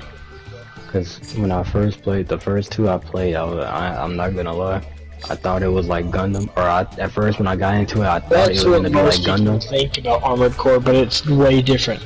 Yeah, I went into it thinking it was gonna be like Gundam, and I said, I mean, it's alright, and I just never touched it again. Cause like I saw you can build create or like put parts on your person like Gundam and everything, but I was like, okay, buddy, we when I hopped on there, you can take that shit back and like, relax. You can relax. You're not getting no summons. This really ain't like Gundam. You can relax there, buddy. I'm getting sick of your summons. I hate telling you with a passion. But yeah, I just never. Buddy boy. I just never touched it after that. I've been a From Software like fan for the longest, even though. I've been a From Software fan for like the longest. I just never like. I've been playing From Soft games since I was like 6. My first From Soft game was Dark Souls 2. The best Dark Souls. First time. I played Dark Souls 2 and I hate it. I feel like for me, my favorite. I feel like my favorite Dark Souls games are like from just Dark Souls alone. I feel like it's just 3 for me. Or no, 1 first. 3 is second place, and for 2, I'm not gonna lie, even when I played it as a kid, I truly hated it. Exactly. It was just the fact, it left a bad taste in my mouth. The fact that you had to level up rolling, that shit ruined it for me. What the? Yeah, no. Okay. A guy in the chat, we do not mention Bloodborne. That is the one game I hate with a motherfucking passion because I fucking hate it. Bloodborne is actually good. I hated that game. Bloodborne's my favorite. Other than Sekiro. Sekiro is amazing. I literally fucking tried playing that fucking game. I had somebody playing on my friends list, and they made me go up against fucking Father Gascoigne. I lost to that son of a bitch 5 times and almost came very close to smashing my controller. This is the second time I ever smashed my controller. The first time I smashed my controller was when I was playing Destiny 1, and I smashed that bitch so hard, I think I broke that bitch in half like a samurai sword and went through it. I mean, well, to be fair, Bloodborne has the hardest tutorial bosses. Yeah, like they want you to be, they don't want you to be like these Soul games where it's like you sit behind the shield and defend. They kind of want you to be more aggressive because. Like, I don't know if you remember. But honestly, Father Fuckboy said, who the fuck are you? Did you do his thing to where you got the music box? I don't know what the fuck I was doing. Shit, a friend made me fucking fuck the boss. He's like, hey, here, you want to give it a try? I'm like, alright, how bad can this be? Immediately, 5 minutes later, you hear me fucking scream at the top of my lungs, raged as fuck, and ready to smash my second controller. Lesson learned, don't ever give me that game again if you want to hear me scream on stream. I feel like you might like it. It's just the fact that it's a big curve to it. Cause I was just say like you know, like I get it. The only way I'm gonna like it is you gotta fucking pay to play that shit. Like they do want you to be aggressive on that game. Without you being aggressive, it's basically like you're just wanting them to like press you some more. Cause like they even encourage you to be aggressive. Like if you lose health, you can gain it back by just beating on somebody. Right. Yeah. They didn't want it to be like the other Souls games where you sit behind the shield and just block a hit or hope the guy like the shield reflects it and parry. It's the same thing with Sekiro. It's focused on like you have to parry your enemies, you gotta time your attacks wisely. Like literally they have one shield, they only have one shield in Bloodborne and it's a wooden shield, and once you get hit once with the shield, it immediately breaks. And on the description it says it's not good for shielding or something like that. Yeah, they want you to be aggressive. And they want you not to use shields. I mean, I don't know if you ever are gonna play, but if you do, I'll play it with you. I'm level 300 on there, Bloodborne. On Dark Souls. If you want to play like Elden Ring or something like that, I'll play with you. On Dark Souls 1, I'm level 5. Let me go ahead with the following list of shit on each game. One of you said Elden Ring. I'm gonna go ahead and throw this off right now.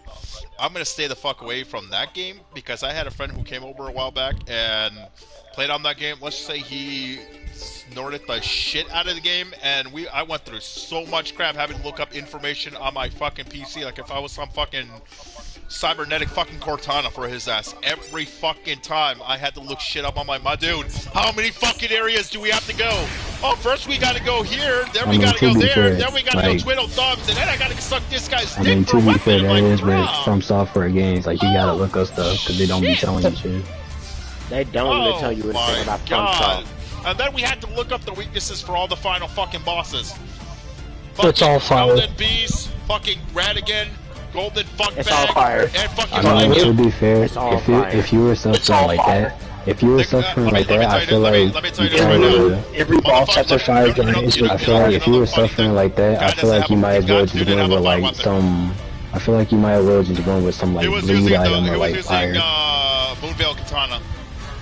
You should have just went with a blood build, brother. Bleed every fucking second, they would have died. Use a blood build! You're like, no, I gotta use a Dex Katana build, and then I gotta merge it with fucking Vitality, and then I go like, my nigga, I swear to God, when you get to Millennia, you are gonna fall. 5 minutes later, I'm like, you know what? I'll be right back. I'm gonna go get a bag of popcorn and a fucking soda. Watch this bitch ass fall down for half an hour. Me, I feel like it wasn't. Like, it wasn't hard to fight the bosses. Like, yeah, they do some dumb shit on there. Like, Elden Ring has some of the easiest FromSoft bosses.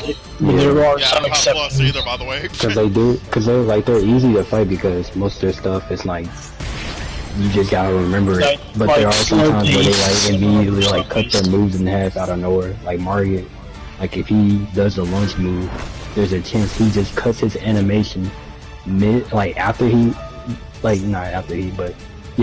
does it, there'll be like a little like lag to basically get a hit in or something. But as soon as you walk up to him, he'll cut his animation just like how Millennia does. Oh, soon as God. Like some bosses will cut their animations in half just so they can dodge you or counter you for no reason. Yes, I have. I'm actually right now at the level where you gotta beat that one Kindred Backblade motherfucker. But yeah, Blackblade Kindred? Yep. So you're going into the mountaintops of the giants. You don't need to optional boss, you can just skip them. Oh, I know. But yeah, Fire Giant. Yeah, Bloodborne. It's like Bloodborne's Fire Giant the first time around. Bloodborne's one of my favorites. But then I beat him like first time, the second time I fought him.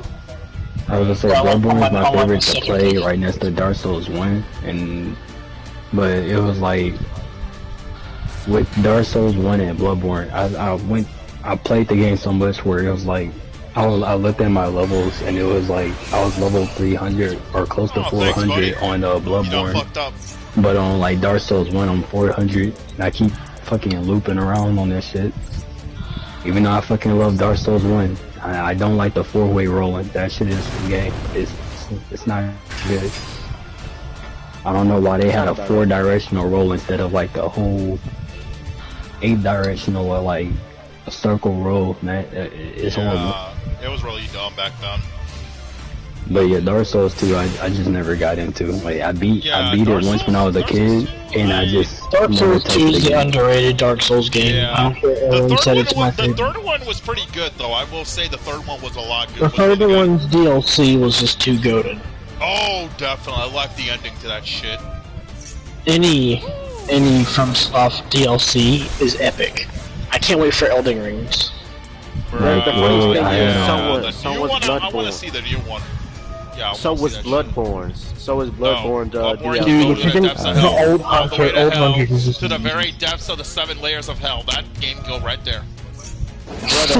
brother, don't even play Bloodborne. Just listen to the music, and you will see how fucking awesome it is. Only time I'm gonna listen to the music is the day I fucking croak over and choke on my bed. Maybe you should listen to Lou with his music. You might like his. Dark Souls 2, part of the Dark Souls trilogy. I only have Dark Souls 2 and 3, however. I don't have the first one. I've played Demon Souls. Demon Souls was just annoying because the bosses are so slow paced. I want to play that game, but it sucks that it's only PS5 exclusive. Motherfucking bitches couldn't. I'm gonna say this now. I truly forgot about Demon Souls, even though I got the PS3 disc and I got the game on PS5. I keep forgetting that game exists. I'm not gonna lie. Right. Not many people remember that. It was, to be honest, now that I'm thinking about it, that's probably the easiest Souls game to get into. Now that I think about it, are we getting more now that I think about it, are we getting new Batman games now? Because technically, if you play Arkham, after you play Arkham Knight, Batman is technically alive now. Yeah, from the last one. Maybe, but who knows? I still never liked that fucking thing though. Like they advertise, yeah, Batman's dead. Yeah, he got his ass fucking cooked. He's done for. It's up to y'all. And then he comes back later. Right. Well, that kind of makes sense because they make use of the Lazarus Pit a lot in the comics. Hey, it's one of the most infamous things in the goddamn comic. Come on, name one time it has not, you know, existed. It's literally been used on every member of the Bat family at least 3 times. It has. And don't forget, there's reason why. You mean the Lazarus Pit? Yeah. Yeah. Well, originally for Bruce, there's understanding. Remember, that fucker went through the fucking trainings of you-know-who in the comic. Ninjas. That motherfucker... Ninjas? No, I'm talking about Riot Ghouls crap. He's been through his shit. Right. He's been through his shit in the comic, if nobody knew that. So he knows a bit more on this motherfucker and his family. Talia, Rel, all that shit. He knows about them already. Well, I mean, he technically got raped by Talia, so I'm pretty sure he does. Wait, what? Yes, he's got raped by Talia. By Talia, yeah, he's actually. How do you think he had Damien? Damien is one of his actual biological sons. I don't want to fucking believe that this is how they wanted to bring his bitch ass in here. I wanted to believe it goes the other way, how he's in. Not like so that. Basically, Damien was an accident. Pretty much. Yeah. This is what happens when you get introduced to the motherfucking League of Assassins. You go meet a bitch, you fuck her, and then you have a kid. Congratulations, welcome to life. This is how the hell we do shit in the comics. No, brother, remember, Batman got raped. Talia didn't. He got raped. Yeah, that's what I'm saying. So Batman didn't want Damien, but, you know. No, he took him regardless. He took the motherfucker No, he took him regardless. He took him regardless. He took that son of a bitch. He's like, oh, you my kid. Welcome to the Bat family. Have a great day. Not even gonna let him know that you are part of a fucking whore from the damn League of Assassins. Have a good time, bitch. No wonder why the fuck he knows his skills. Yeah, he knew. How long did it take, though? Because they didn't tell his bitch ass when he was young. I read the comic parts when that happened. He doesn't learn for quite a while. Yeah, he didn't learn till like he was like a preteen, I guess. Preteen. Nope, it was preteen, and then I believe they had a tiny arc for him learning about why exactly his mother worked for where he was, because I think it ties in more shit. We learn more shit about that. Still confused on why he's with Bruce and he uses a fucking sword. I'm surprised Bruce let that fucking slide. Now that I think about it. I have no idea why he's doing that. If I were to say why, maybe to tie in with his... He does have part of his mother's heritage, you know. League of Assassins, Talia did have a lot of mastery with weapons like that. Yeah, I know, but I'm saying why is Bruce letting him use a sword? Bruce, you already know Bruce's rule about no killing. Well, no, yeah, but that doesn't mean the weapon can't be used to disarm. True. I mean, you're not wrong. and it can also be a modified sword that can have multiple purposes. It could be, yeah, that too. We just don't know. You know how he loves to use gadgets. I mean, with a Zazel sword. Oh yeah, I remember that fucker. I also in the game too. Oh, you know, Nightwing, because you know his Nightwing batons actually turn into a staff. And they can turn into electric tonfas as well. I'm surprised Nightwing hasn't turned into fucking Goku and extends that son of a bitch and shoves it right up your nutsack. But obviously he ain't gonna do that, so here we are. Have I seen Baki? I've seen the first Grappler one and the Pickle one. I've got to catch up with the new one. I already read the manga, so it really don't fucking matter. I'm like, I'm only on the maximum tournament of Baki the Grappler. You got quite a long way to go, my dude. You got. Well, I'm almost finished. I'm almost finished. I'm on the Jack versus Baki fight. Then you gotta catch up. You gotta catch up to the part after that. Then you get ready to welcome yourself to the Pickle arc. And then it's the prison. Then the Death Row. Prison 1, Death Row, then Pickle. My bad. No, you got a huge ass way to go. Or isn't it Death Row, other tournament? No. Prison. The Prison 1 is that one's where Baki goes in there to fight Biscuit Olibel. I'm like, isn't it, if you're caught up, isn't it where Yugioh versus Baka? Black fuck bag in the fucking tournament. Is it what? In like, if you catch up to Baki, isn't it Yugioh versus Baki right about now? Yeah, that's what I remember seeing. We're at that arc right now. That's the final arc. They just got to the point where they fucking broke through the hotel. You know, if you've seen the manga, they fall a few stories down, everybody's surrounding them like it's a fucking main attraction. Like, I mean, it technically is. True. I mean, it technically is at this point. It's not like they're killing anyone around them, they're just killing each other at this point, so... Oh, sure, by not killing anybody, you mean in the part of the manga where Yugioh grabs fucking Baki on the leg and swings him around like a nunchuck through a car and smashes the whole car. He's not killing them then, never mind. No, I'm talking about the people surrounding them. I meant they're killing each other, just, you know, Baki and Yugioh, not the people around them. Right. A fight that I wish that they would have done would be Jack versus Hanayama. Oh, that would have been nice to see that one. I still think Hanayama is my favorite character. I don't remember. Did they ever do the? I don't know if any of you guys read the manga. Do you guys remember the one with that one guy with the sword who was so deadly he could just slice bitches in half? Musashi? I've read the manga. It's Musashi. Yeah. Musashi, what the fucker? Yeah, I know that. I don't know. Did they ever do him in the manga or the anime? I don't think so. We're not at that point yet. I think it's after Yugioh. I think after him. I don't know because I've not seen that far into the anime, but I know in the manga. Father and Son arc is the last one. That came. The Miyamoto one came before. I'm not sure then. I don't know why they didn't do it. I don't hear no bullshit because copyrights or fucking bullshit. They also didn't do did they do Oliva versus the Sumo Dude rematch from the manga? Oh, that kind of sucks. Yeah. Charla fucking overwrote their account, the backup account. I think on Master Duel, and they just lost their extra sister deck. Oh, that is so not good. Yikes. Well, I am happy I don't have to deal with that vein of hell. Ouch. Damn. That kind of sucks.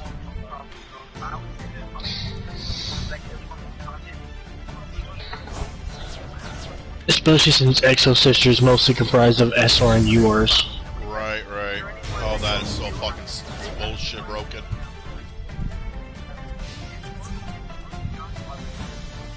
Oh, yeah, that one deck we were talking about.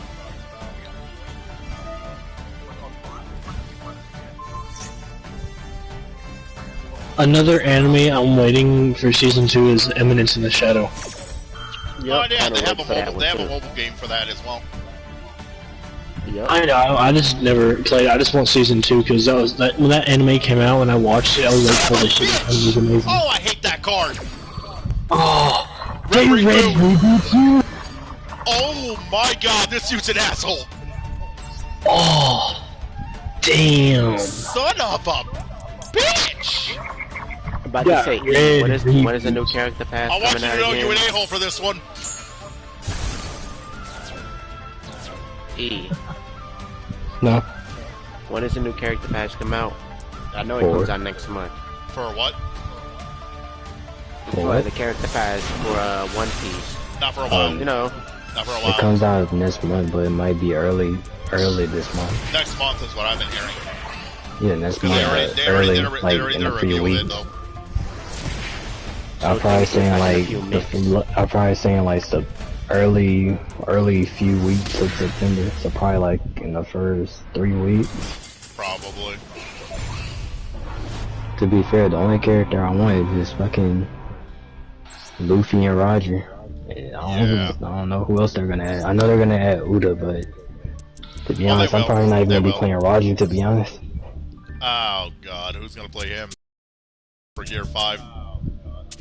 Yeah, I mean, I'm a whole ass Luffy fan. It's kind of sad because everybody in the monster they're a Luffy fan now. If you have his bit, look, we're talking about a form that basically makes him run around like fucking Bugs Bunny and fucking Looney Tunes shit combined. Who's not gonna touch that character? I mean, to be fair, I think some people ain't gonna play him though because they found out he a Sky type, and from what I heard from people, most people don't really like Sky types like that. They kind of do not as much as technique characters. Nice. Yeah. No, I like Sky types because I like. They had I like playing Sanji. Gear 5 Luffy play League of Legends recently. League of Legends. Is that what now? They added Gear 5 Luffy to League of Legends apparently. What the hell? I just saw a video on it. I gotta see that bullshit. Alright, do that. Yeah, I mean basically the awakening for Lucci, basically. Yeah, I think that's what he's talking about. No, Luffy, Gear 5 Luffy. Oh, in League of Legends. I gotta see that shit. Fuck. Yeah, I'm looking at it right now. I'm gonna see. Is he saying riding the the memes. It's not real though. Oh, I cry, that face. It's I don't want to say it's a mod. I mean, you can say it's a mod, but yeah, it's not a real thing though. Probably so. It probably is a mod. Probably.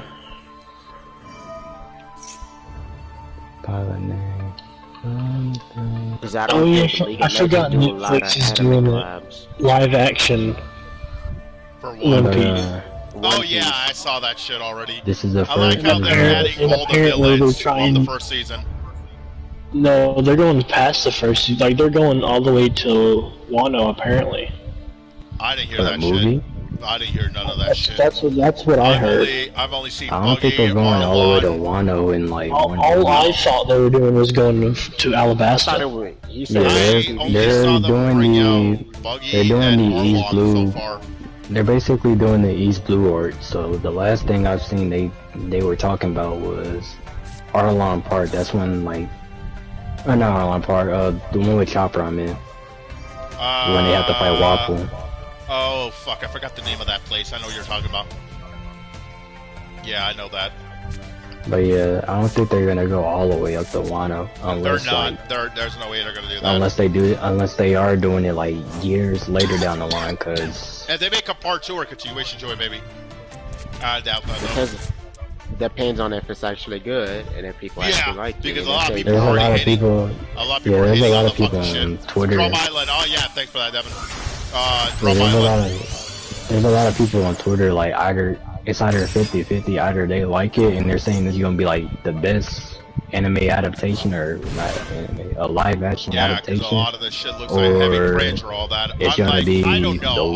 I'll give it a worst. chance to look at it, but I'm probably not gonna. I'm not gonna like it until I see it first, see how it is. Then I'll give my review. We'll see what happens with that. Is that about right? I wish they had another Gundam game, something that was actually good. Speaking of fucking Gundam, you seen Witch from Mercury? Yeah, but they're I gonna haven't cancel started it or it some yet. shit though. Is that Because what? apparently, I said yeah, I've seen it, but apparently they're gonna stop making it because They they did. don't want Actually, the. they actually did. The last episode was from season 2 came out. Ben came out. Because the main character is a lesbian, and I'm guessing they thought people weren't gonna like that. Okay, well, yeah, we kind of saw that happening in the first season when one chick fucking said, "Hey, whoever the fuck wins is becoming my fucking bride. Congratulations, bitch. Juan, you're my bride. Have a good time." Yeah, blame that bitch for saying that. And she barely did that just so she can fucking get away from her father's control because of being a fucking lunatic or all that shit. We find out, yeah, it's heavily fucking true in season 2. To be honest, we need a new console Bleach game because we haven't had one Bleach! since PlayStation 3. Bro, I like Bleach Brave Souls. Don't get me wrong, it's a great game. I have 2 accounts on mobile, now to my Steam account this. But I really wish they made something close to Soul Resurrection. I would love to have seen them run up the 1,000-year Blood War. Make it look like Xenoverse. I don't give a fuck. That would be so fucking amazing, because Bleach is one of my all-time favorite animes. Yeah. It's top 5 for me. I mean, literally, if you were to go on my channel, you look at my shit, I've collected so many really rare-ass characters on that game. What's up with the reviews? What's up with the reviews for this one game? I'm trying to remember what it's called. I'm literally playing the Armored Core. I have not played it like, yet. I know there's people. I know it's a good game, but there's some people literally say, yeah, I know it's a good game. I'm playing it right now. I'm kind of liking it, but it's like there's some people like on YouTube right now literally saying like they don't like the game. I don't know what's Remember, it's because it's mission based and yeah, remember, if the game's not something that's fucking like Dark Souls, Fortnite, or any fucking shit or past that, they don't care. And that's how they like shitting. I'm looking at one, like I went on Twitter just now because I saw that video and I was looking at it and I looked on Twitter. Somebody was saying how the game is hard and I don't know if they're hard, to be honest. I was gonna say, to be honest, I only played 2 Armored Core games, so I don't even know if they're really hard like that. The last time I played, they weren't really hard for me. It was just got it. So I thought it would be like Gundam, so I just dipped off the game. Armored Core came out before they did Demon Souls, so. Okay, yes, but I'm saying you guys are calling that shit hard, but all the games past that shit weren't hard enough for you motherfuckers. About 50% of you cunts playing them on YouTube, they're saying it's hard. Somebody's videos. saying this game is like out of here. a mess, and some dude saying, I don't know what the first boss is. I guess I'm gonna see him later, but they said they had died to him a bunch of times. Yeah, the first boss is giant fucking helicopters. Yeah, that sounds reasonable. Don't say yeah. I'm trying to get to it. No, that's not reasonable. I can understand something like that happening in the game. Beat a boss and they say that it's gonna be hard as shit. Yeah, I've seen shit like that happen in games like that. Does it still mean that I'm not gonna play the game because it's that hard? No, I'm gonna give it a fucking chance. There's like no actual like level this is scale in automatic that game. It goes up and it goes down. I mean, I've already done Dark Souls 2, Dark Souls 3, Elden Rings, and some Sekiro and fucking Neo and Neo 2. I am not going to back the fuck out if I had the game just because of people saying bullshit. Multi-lot hard one. People are mad because there's nothing like a Gundam game, even though Armored Core came out before Gundam. You want a Gundam game? Go fucking play Battle Operation. Came out before the Gundam series or the Gundam that's right. games? No, you got shat on Gundam Evolution when it was pretty much in its prime. Wait, you saying it came out before the Gundam series or the Gundam games? The Overwatch. No, I'm not really talking about there though. That's what Gundam, the new Gundam. I know, and it was pretty good for a while, but people shat on it. Now it's getting shut down by the end of the year. I mean, to be fair, it was kind of ass. They didn't even add much in the game. They were just starting! They even made a collab to celebrate Season 2 of Witcher Mercury. Hey, motherfuckers, shit on that shit so fucking hard. I'm the game's been out for a hot minute. Not on PlayStation, I'm talking about before it was on PlayStation. It's been out for a hot minute. They brought it to Steam, and that shit got shat on more harder than fucking console. Because, like, there was a lot of things, like, that everybody asked them for, and they said they were going to put on it, but they had plans to it, but you really think that they got 6 arms like fucking an octopus that can run everything? That's what I fucking hate about games like that. They did have the money, and they did say for one of the seasons they were going to add something, or add a couple things, but they never did. They had plans to make new game modes. They were going to add new skins, new shits from infamous Gundams from the series. But no, motherfuckers have to keep bitching. They would not fucking calm their dicks down. That's what I hate about people. And plus, like that. to be fair too, the game was kind of broken. Like if you play Sazabi or if you play Osmir, you can literally go out of bounds and nobody can really hit you, and you just sat there and threw a flame Molotov at somebody and you just hold the entire match. No, here's the thing about this game. I did nothing but the little Gundam, little robot that looks like, what's the name of that robot from Overwatch 2? The little robot with the bird that always chirps when he talks? Bastion? Yes, he acts like him. He acts like that, Gunting. I've done nothing but played the whole game through that. Have I any problems past that? No, I did beat sauces myself. Explain to me how the fuck dumbasses couldn't get past shit like that. This is my point. People make dumbass excuses for nothing. Like for me, like I liked the game. It was just the fact that the only problem I had was they just added more cosmetics than they did actually fixing the bugs in the games. Did your monster just negate your own effect? If you have 3 or more Destiny heroes in your graveyard, discard that discard and target 1 D hero monster in your graveyard. I'm supposed to summon this hero from one side of the field. When a spell track card, you have to resolve negate the effect, and if you do or did not do the effect, destroy the card. During the step by phase, you can banish this card and 1 Destiny hero from your graveyard. Each player must choose a normal spell for an attack and place it on for attack.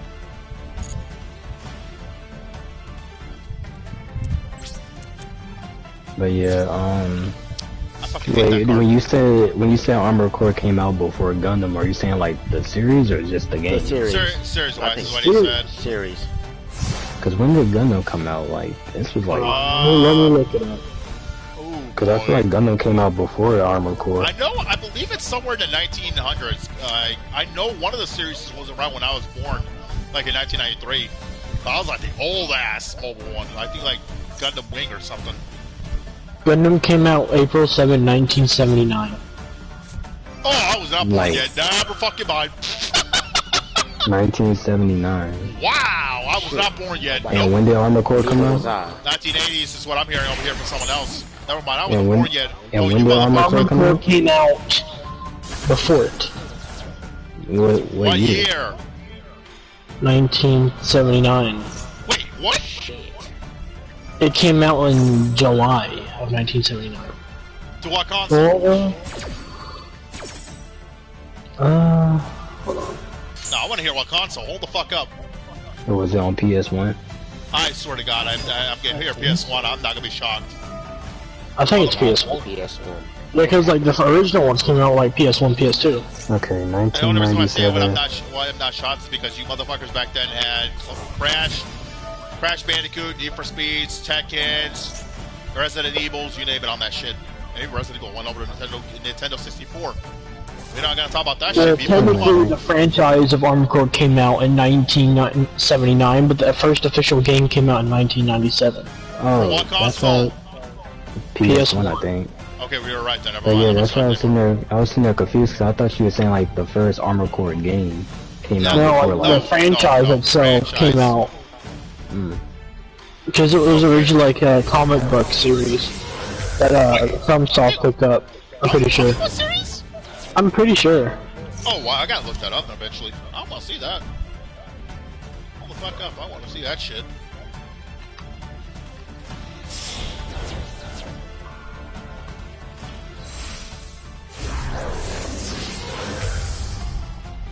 Yeah, there's Armored Core. There's Armored Core Tower City Blade, which is a manga. Oh, I'm gonna look that up.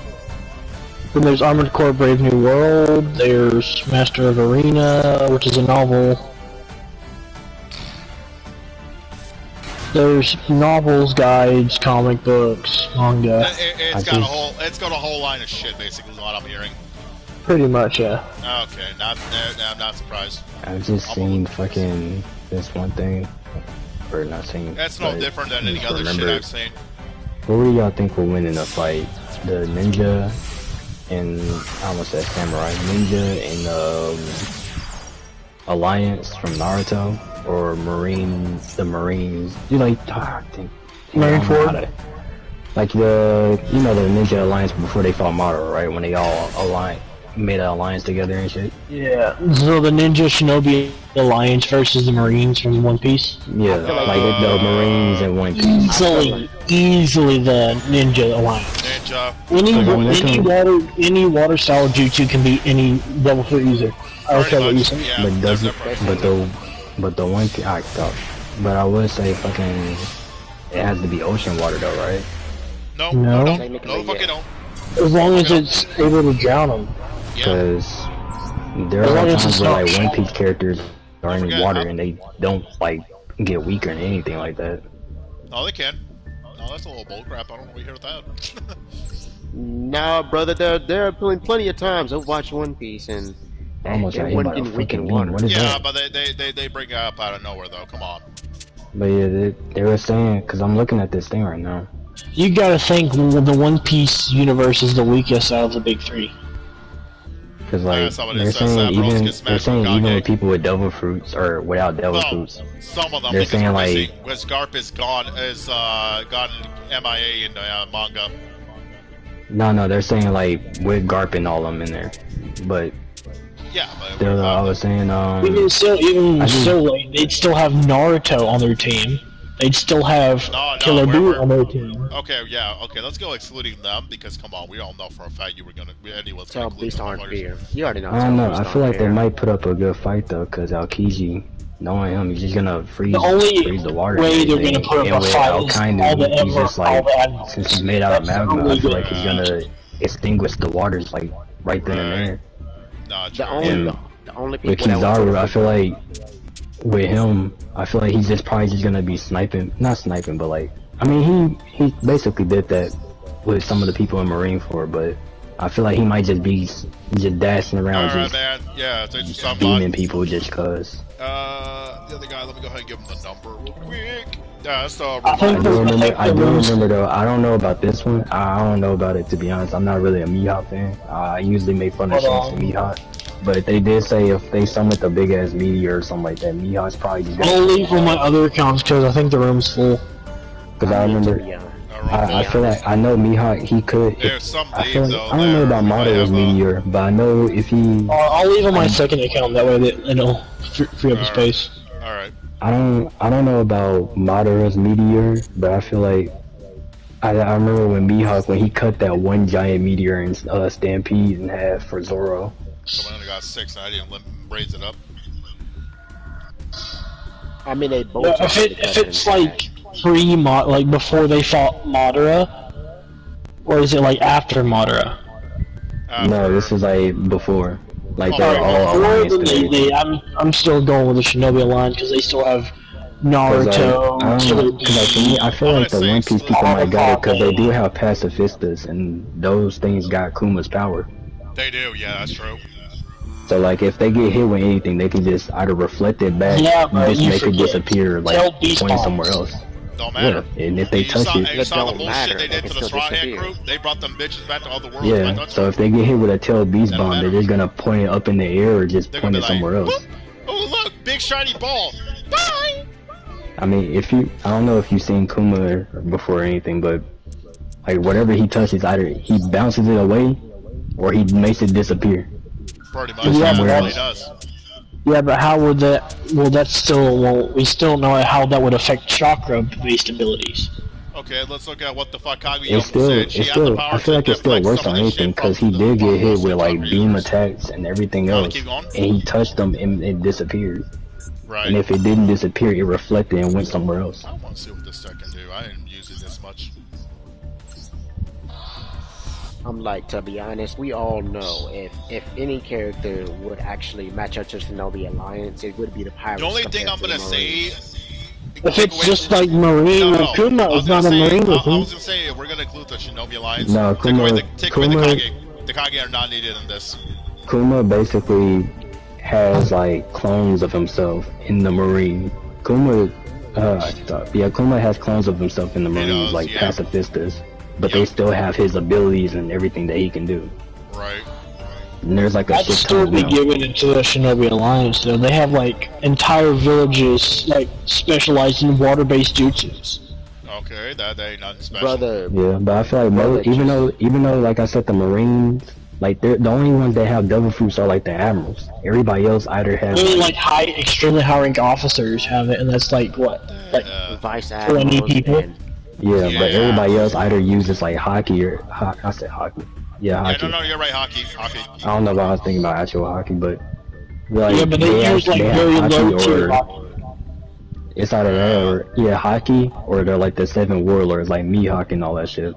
Yeah, and we already know, you know, who and what's his face have that observation hockeys or the other hockeys. I feel like with Doflamingo, I don't know if he might be helping him out, to be honest. I feel like he might just be. Well, if it's only the Marines, like how you said, I won't think Doflamingo would help out the Marines. He won't. Yeah, because he wasn't really there to help out anybody. He was just there just to like control people, make them murder some more, and then that was really it. So he might just. That's all he did That's all he did the whole time. He didn't really care. I mean, the 7 warlords aren't technically a part of the government, or but they still like kind of helped out a bit though. Yeah, but that's like we're talking just the Marines versus Shinobi Alliance. Oh yeah, no, they don't count.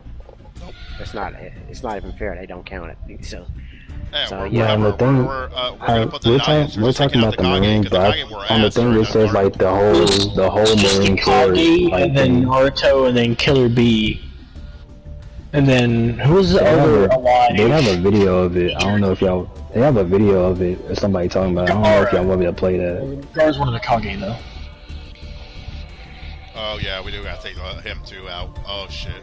Oh yeah, here it is. But everybody was talking about it. I found the video. I would like to ask y'all because I was genuinely confused by this shit. David asked who would win in a fight, the Shinobi Alliance or the Marine Ford Army. This was on my Discord. Destroyed the Shinobi Alliance. Shinobi Alliance had over 80,000 men. Most of the members were definitely not used to working with each other. They're going up against the united, coordinated front of over 100,000 men at Marine Ford.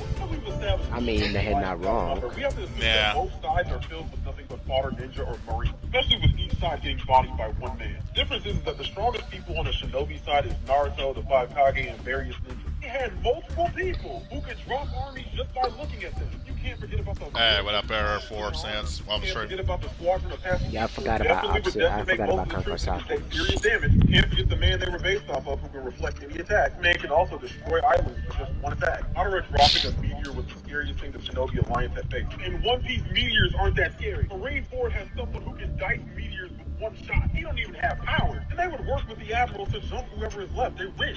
12 votes? That was the video on the Discord that they sent. I mean, that's actual valid points right there. That is actual valid points. Yeah, but you gotta admit, he's only said a select few amount of Shinobi. Those select few amount of Shinobi have gone up against armies solo and won. Yeah. Brother, the like Kakashi, you can copy literally anything. Man. So who's to say he can't copy One Piece moves? And incorporate into like some kind of copy jutsus. I don't think it counts to copying powers. Yeah, I don't think it works. That would be like the same thing. No, the fuck it wouldn't. I doubt that bullshit. I doubt that bullshit be possible. Because if he basically knows every single jutsu also. Who's this new tryhard 916 person? I have no idea who you are. So there's one thing you can't copy. You can't copy double proofs, and you definitely can't copy hockey. Oh, is that you? Oh, hold on.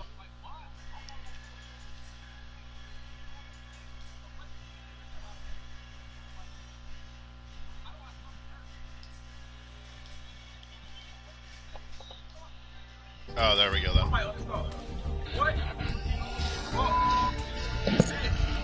But here's the thing I'm gonna say though. Don't forget that I said that the Shinobi Alliance is gonna be minus the Kage. Because come on, let's be real. They got their asses jumped by Madara. Yo, what's good, gang? Yeah, what up? Nothing much, gang. Just bored. Hey, y'all got Master Duel, bruh? Yeah, we do. All of y'all do, of course. Mind if I can join y'all or something? I'm just bored. Yeah, we're in a room right now. Hold on. Gonna get on that shit right now.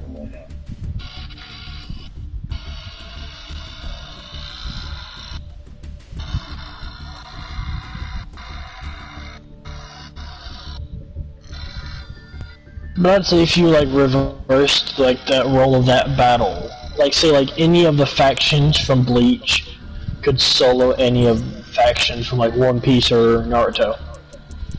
Right. We go to 13, the Ironcart, Anispadas, the Stern Ritters, the Fullbringers, hell, even the fucking Bounce. I say if I had like any of the villains or factions for Bleach, the weirdest ones have to be the Stern Ritters. Dude, Grimmy alone solos any of them, because he's basically Luffy on steroids. If he believes he can win, he's going to win. Okay. So he's like Grammy Thromox, aka so he's like, the Visionary. He has full imagination. He really sounds like Arthur from what's that show, Fire Force? His power is imagination. Anything he imagines comes true. If he wants to make your sword fucking rubber, he will make it rubber. If he wants to make his body metal, he'll make it metal, as he proved it with Kenpachi. The only reason why Kenpachi beat him is because he had doubt in thinking that he could win. Yeah, that's the only reason. If he did not believe he had doubt that he could not win, then he would have fucking bodied Kenpachi. Pretty much. Dude was so broken that he could probably solo Aizen if he wanted to. Okay, let's not go that far. Let's not go crazy. Let's not go that far. Man, come on, dude. In terms of like power, not like mental power. Like, right. If you like terms of power, then he's got him beat. Yeah. And then there's actually more weirder enemies in the fucking Stern. And Grammy's not even like the top like 5 strong. I'm not going by top, but I'm seeing weirder. There's another one in there because I saw a whole video where they marked down what they all do. There's another one in there that's a little weirder. His name is Master Masculine. Guess what the fuck his power is? I'll let you guess. Oh yeah, that asshole. Guess what his power is? I'm trying to remember though. Right. I don't remember. How about this? I don't know if y'all know this. So how about we make it? How about we? I feel like this is an even fight, or I feel like this is a good fight. Yakuza versus Baki verse. Oh my god. Baki verse. Now if you know Yakuza. I love the Yakuza series. I love the characters, but I don't know how that's gonna roll down. That's for me at least. From reading Baki and watching it, there's a lot of characters that there's a lot of characters that's gonna be bench pressing a good amount of the Yakuza characters, but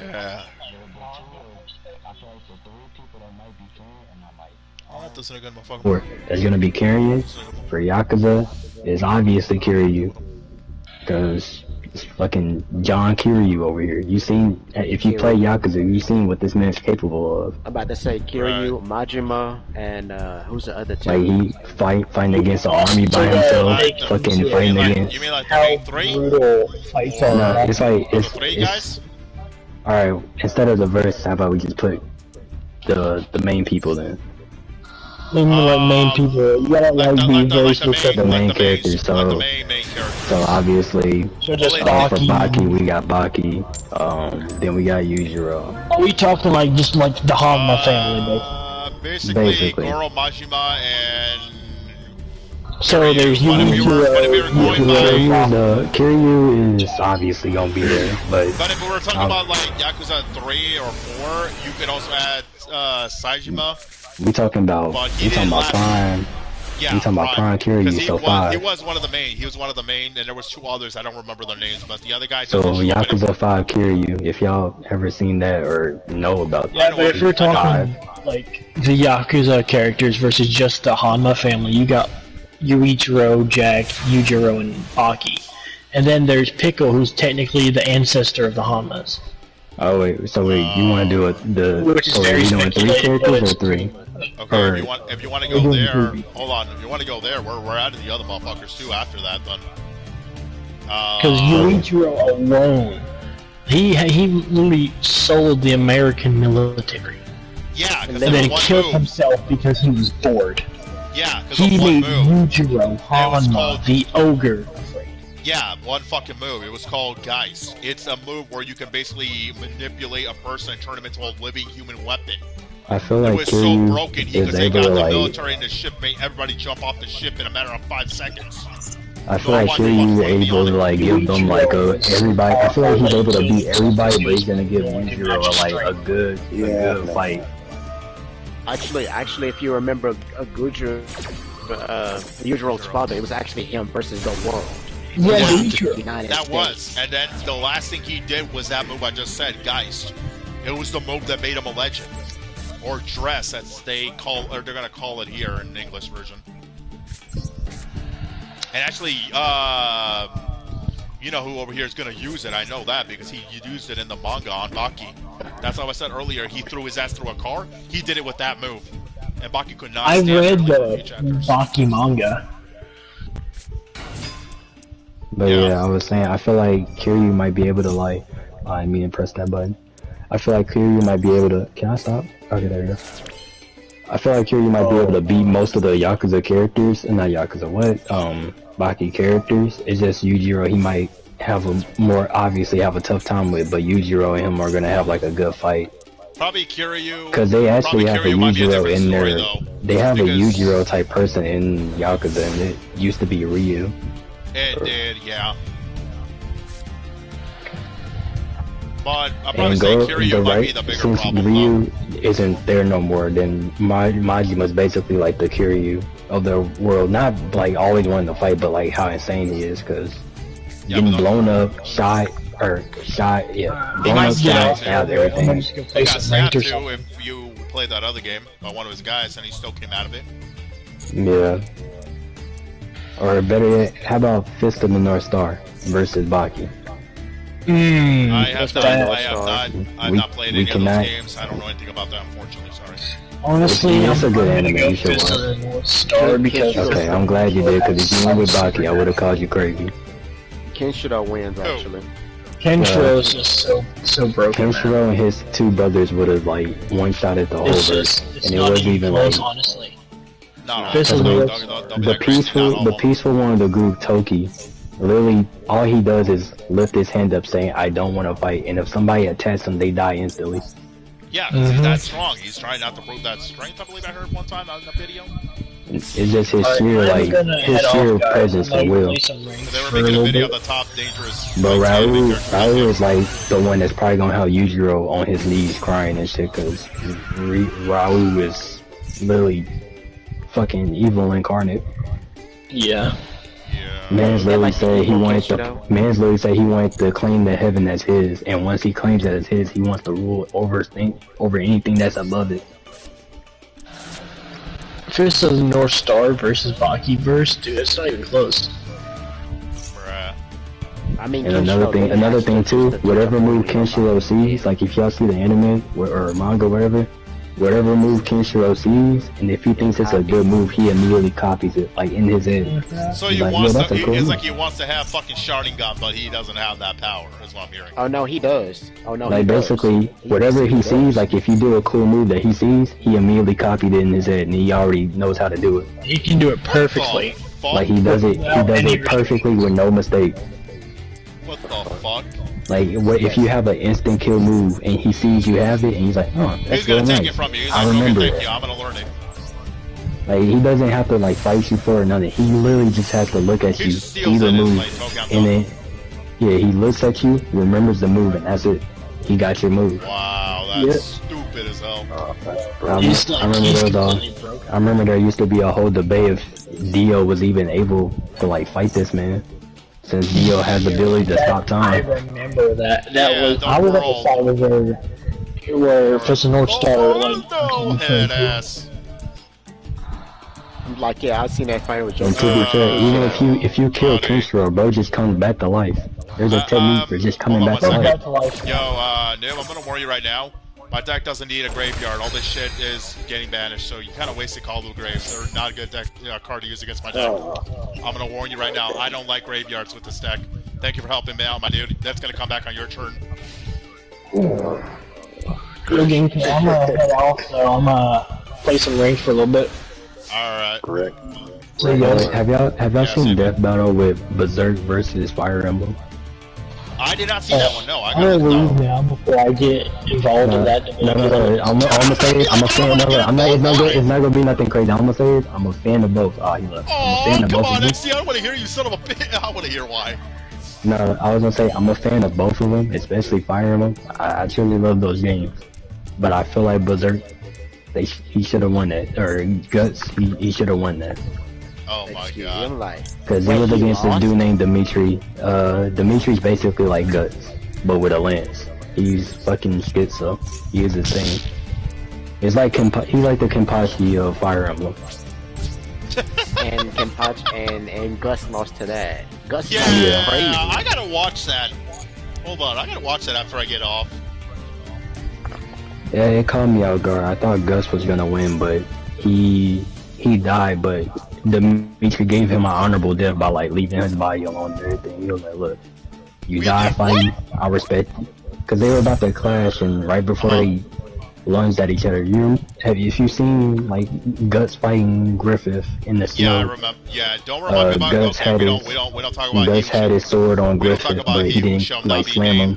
I know it's gonna sound like and basically, I'm gonna call him like that for a reason. If you haven't seen Berserk, basically, long story short, they were about to rush at each other, but Guts stopped mid-run and just stood there. And Dimitri was like, "Oh, you died. I respect you and all that." And he saw some demons coming at Guts, and he was like, "Nah, I'm gonna fight." Or basically, he was protecting Guts' body, even though Guts is dead, and he killed them. He was gonna go kill the monsters in respect for Guts. Right. I'm like, brother is dead. Why y'all still going for him anyway? You know how it is. They probably do it. But yeah, it's like I feel like Guts should have won it, but either way, whoever won, I was still happy because I was a fan of both of them. Nice. I still remember the Sanji versus fucking Rock Lee fight though. That shit was too funny. I immediately told everybody, I said Sanji's gonna win, and nobody believed me. I could see Sanji winning. I mean, come on, man. You see the moves that guy uses? Like I get it. Rock Lee has more like fighting moves than him, and he uses his hands. I swear to God, the way that guy uses his kick moves reminds me of some of that shit Liu Kang does in the old Mortal Kombat. I swear to God, that's what he wants to be him so badly. I feel like Sanji. I feel like if a girl tells Sanji, she'll like have sex with him. If he solos the whole fucking Naruto verse, this man just goes out his way to like one shot everybody. Oh, that brother will. No, he will. You have no idea what this man's gonna do. Hey, not seeing the bullshit he has nowadays. Brother literally took a sword to the head and broke the sword. Excuse me. He took a beating from his whole family, came back like nothing fucking ever happened. Come on, my dude will literally fuck the whole Naruto verse for women. He do not care. These feet are ready to eat for everyone. That's what he's gonna do when he gets over there. Like, hey, what's up, guys? You got weapons? Yeah, these legs are gonna be ready to eat for everyone. Let's do this shit. I don't need weapons for your asses. I was gonna smoke a cigarette, sit the fuck back, and flambe a fucking a nice meal, and then kick your asses while doing it. And when I'm done, I'm gonna go take all your groceries and produce from your village and bring that shit back to the ship because I can. Sound about right. Yeah, that's pretty much what he's gonna fucking do.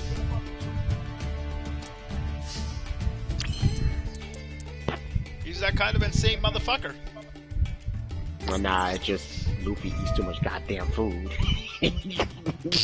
I'm gonna make this shit clear right now, man. Luffy right now, we don't need to worry about food. He's right now running around like he's fucking Wile E. Coyote, Tasmanian Devil, and fucking Bugs Bunny all in one fusion.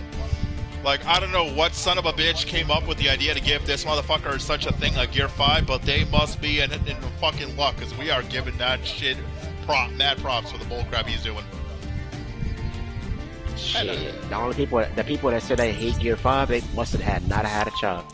Good, that's all I'm gonna say. They must have woke the fuck up one day, watched a whole series of fucking Looney Tunes, and just dreamt this motherfucker's form. They're like, you know what? We can extend his arm up like fucking shit. He can make his body big as King Kong, and he can fucking stretch that bitch like a rubber band. What else are we gonna give him? Oh, that's right. Make his hair white like an Alvino, and fucking make him stretch around like a fucking bouncy ball on 70 grams of crack cocaine. Okay, have a nice weekend, guys. See you next time. Nah, brother, I'm gonna tell you the truth. The funniest thing is the creator who created Gear 5, he basically had that form like made like 20 years. He already knew what he wanted for it. He made it before he even got to it. I feel like a lot of people should have known that Luffy was like a cartoon type of person when he like when he bit his tongue and like blew into it just to make a giant fist. Alright. I'm like, brother, if you actually watched One Piece at all, you will see throughout the timeline that Luffy is goofy. That is his personality. No. See, that was Goofy. This right here is a whole level past Goofy. There is a difference. We have Goofy, and then we have full-on crack cocaine crazy. This is full-on crack cocaine crazy. Nah, the fact that he played with fucking Kaido like some 4-year-old playing around with a fucking toy? Holy shit! That just shows how bad Kaido's getting washed. Yeah, pretty much. You're getting your ass beat by someone who's laughing at you while he's doing it. Yo, I'm just dying to laugh at that point. That's just disrespectful.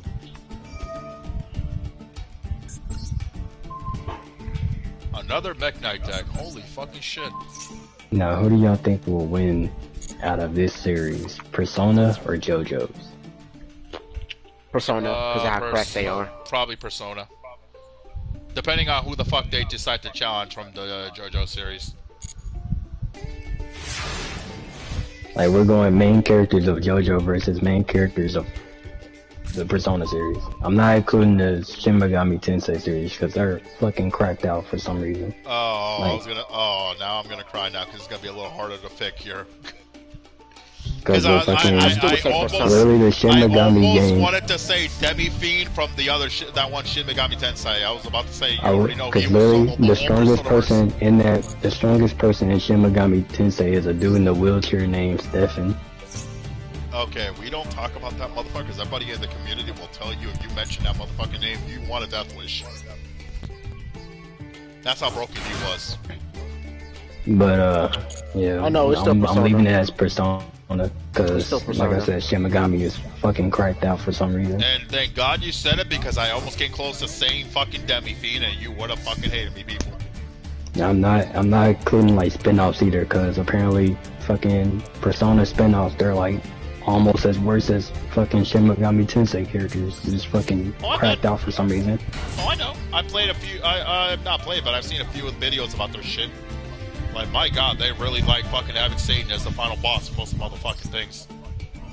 Or Lucifer. Oh no! It's still definitely Persona. It's still definitely Persona. You gotta remember, like you said one time, brother.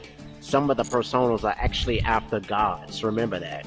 Yeah, we got and some then you got Hindu, fucking high school kids over here bodying gods. Some are ancient beings. Some are literal deities. Like, oh my fucking God! Hell. The recent Persona, there was actually one where you could literally summon Lucifer himself to fucking beat the final boss. Yeah, that's all of them.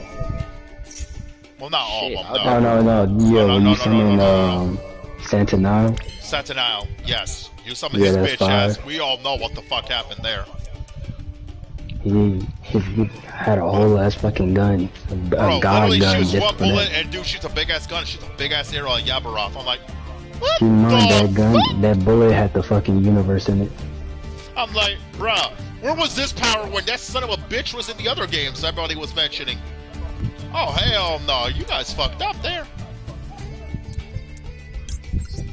But yeah, fucking, I would say Persona 3 might be carrying with the Persona series because their MC's fucking cracked out for some reason.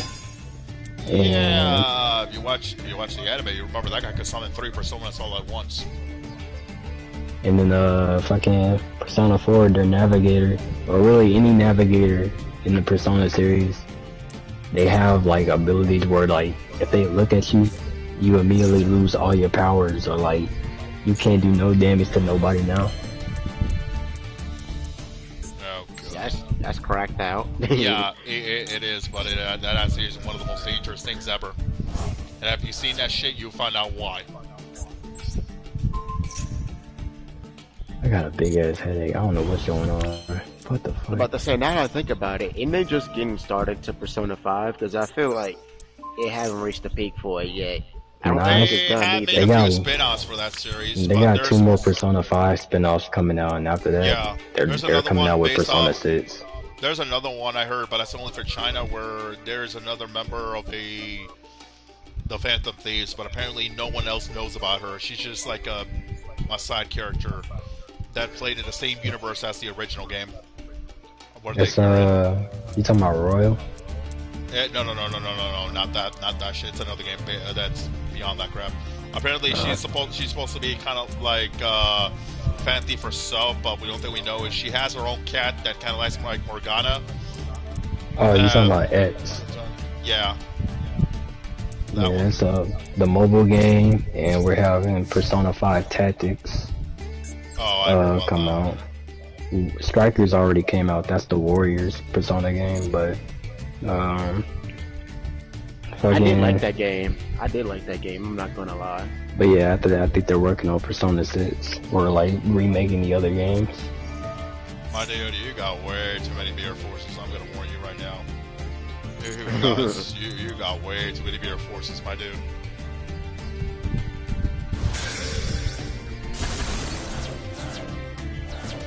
You also should read the fine print on like artifacts. Oh yeah, you gotta remember, people don't read in Yu-Gi-Oh. Yep, and I don't mean to be rude, but people really need to start fucking reading. When my card dies, my card effect, he turns into a tuner. Oh, what fun. Oh, okay.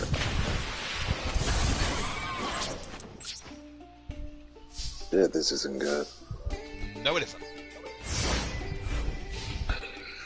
Oh my god, give me a better card, please. Let's see. We have 2 original Mirror Forces, a Drowning Mirror Force, a Dark Bribe, Call by the Graves. What the fuck is he running? I don't know, but he already learned that you can't banish shit because unless you want an earlier death wish, don't try that shit at home again, kids. I've tried telling people Call by the Graves are basically my favorite snack for my character, for my deck. Obviously, no one listens. Yes.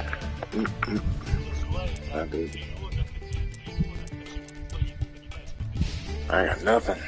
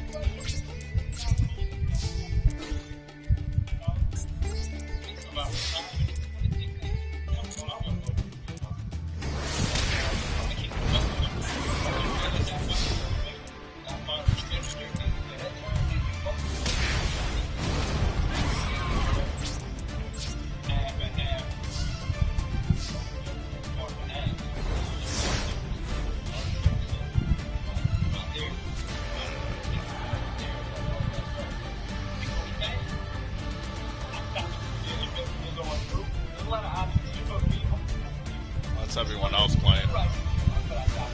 Nothing, also chilling. Also, I just got the water form video. Go check it out. I ranked every single part of it. No, they were actually very recent. It makes no sense. Actually, I got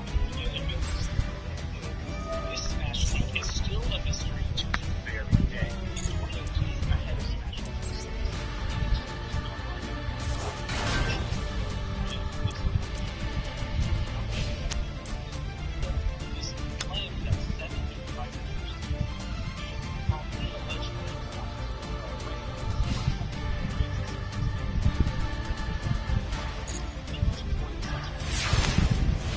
About to say, I play like Diablo to like 3 a.m. and then take my ass to sleep.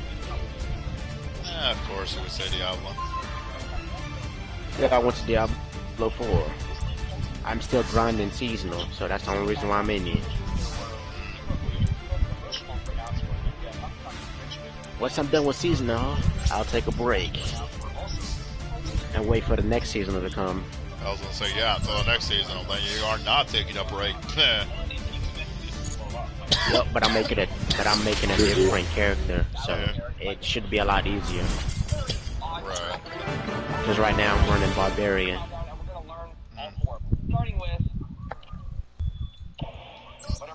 And Barbarian is not exactly known for AoEs. I have to say, it's totally unfair he did that trick. You can only understand what he's doing if you tried this trick or if you're watching it in slow motion. And then when he flips it, he turns his hand upside down and goes like, so you wouldn't be able to see quickly, and then he finished it. Y'all got Modern Warfare 2? Nope. I do, but I gotta finish an update. treasure. And the statue in the back was the armor the lightsaber collab. The statue gets tricked because the statue had its own mirror that could actually fly, which later in the night, I want a rematch. all of a sudden, It was bad anyways, too. and if you're not gonna get hit, subscribe.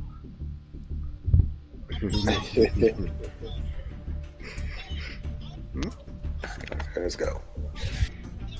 What's that? Somebody cooking?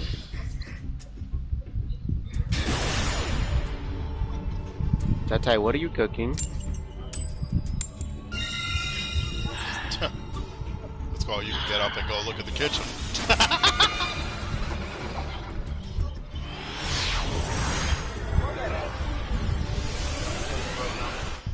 Yes, but it's better to ask the person who's actually cooking. Cause I ain't. See, sir, that is called laziness.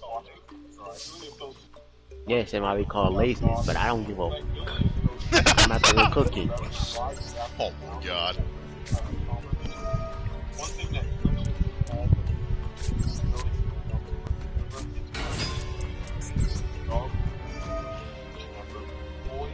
As long as I have a personal bitch slave to fucking tell me what they're cooking, I ain't gotta get up and find out for myself.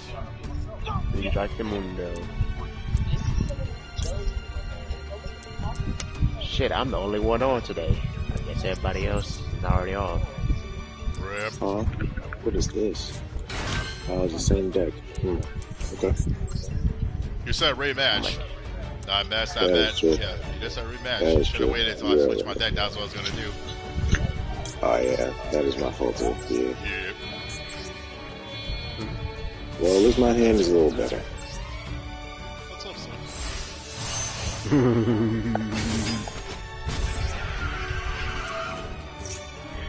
So at least my hand is a little bit better.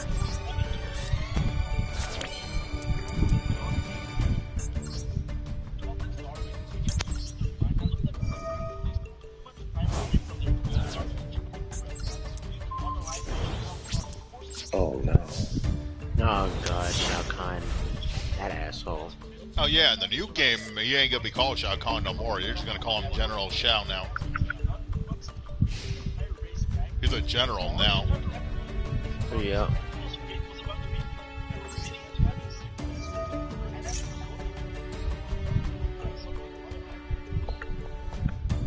Kind of feel like it.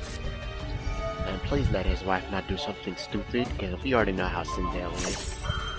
God. Right. Also, they bring it back a certain enemy from 11. Which one you talking about? Take a guess.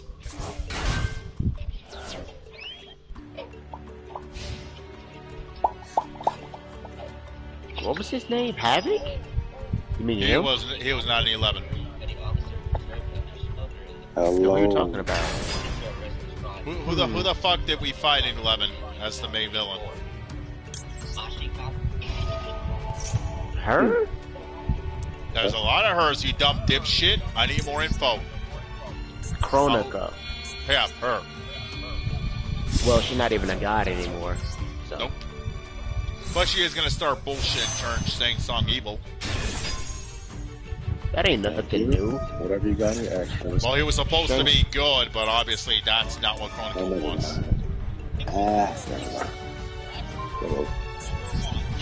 Nah, it doesn't matter what world. It doesn't matter what multiverse it is. Him being good is not a thing. It's not gonna ever happen. Him good? Oh no, that's all too good to be true. We already know that. I mean, the only stupid thing he did in the beginning of his shit was basically fake everybody off and con them with a fucking cure for Tarkat. This is gonna be great. But that's what everybody suffers through when they face my water deck. Sure. That was just one of the decks. I have another one that's a lot more annoying. Number 3, some states allow you to carry switch weapons.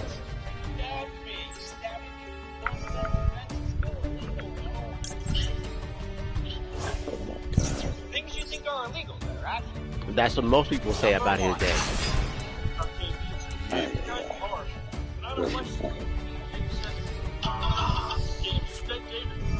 Honestly, when I said it was too weird for my channel, I thought that would. The Army. I never seen anybody ever use that card ever. Man, the old days, this used to be one of the most common staples ever. And I'll sound like an old person, but yeah, this used to be a common ass staple. Nowadays, you don't use shit like that no more. Right. I wish they had a new. Wish they had a new Mega Man game. Man, I still need to buy the Battle Network ones. I used to play all of them in an actual Game Boy. I could play them on an emulator or the DS emulators I have on my phone, but it still don't feel the same. Back in my day, Shunny. Bruh.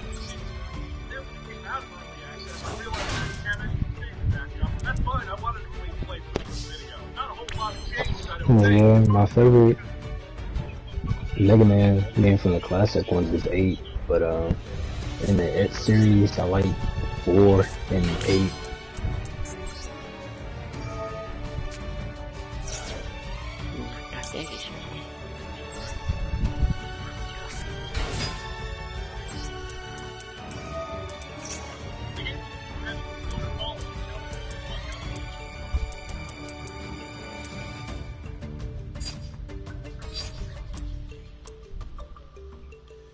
Steady employment through an app, sort of like the Uber driver that murders people. And yes, that's very advisory here. Oh god, sound like an Uber driver that murders people. I don't think I want to know. What the hell are you watching? I'm watching Cruelty Squad. Off again. Oh god.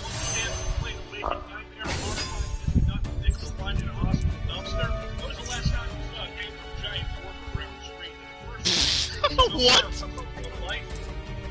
That takes up entirely too much space on the screen. Some kind of ammo readout with nightmare face attached to it. And textures, my god, the textures. It's amazing what you can get used to. Combat is going to throw you off. Your weapons, thankfully, are effective enough. But one of the first enemies you run into is just dogs and faces open up into something. Rank out sights. Shit. Not right now. Oh, damn. Reload this right now, but by dragging you down and up. And this is something you're going to have to get used to. Sometimes it just doesn't seem to work. You haven't gone down. I got scar in this mission the first time. I was almost immediately turned off by the game for all the obvious reasons I've already told you about. The second time, well, the level design in the traditional immersive sense is fairly open-ended. That's hard to see all over the screen. And as I mentioned before, I avoided the front door and took the fence and pretty close to where it started. I headshot a guard, come in. No need to steal his organs, though. They're not worth that much. The AI is... Wow. Damn. They that kind of people. Wow. I mean, I thought people were evil, but yeah, there are that kind of evil. Holy shit. Yeah, Cruelty Squad, you're basically like a fucking assassin, basically. But when you kill people, you can steal their organs and either eat it or put it on the stock market for more money. Yeah, so let's have ourselves a nice cooked fucking human liver, because obviously we can't buy better food. Mm-hmm. Okay.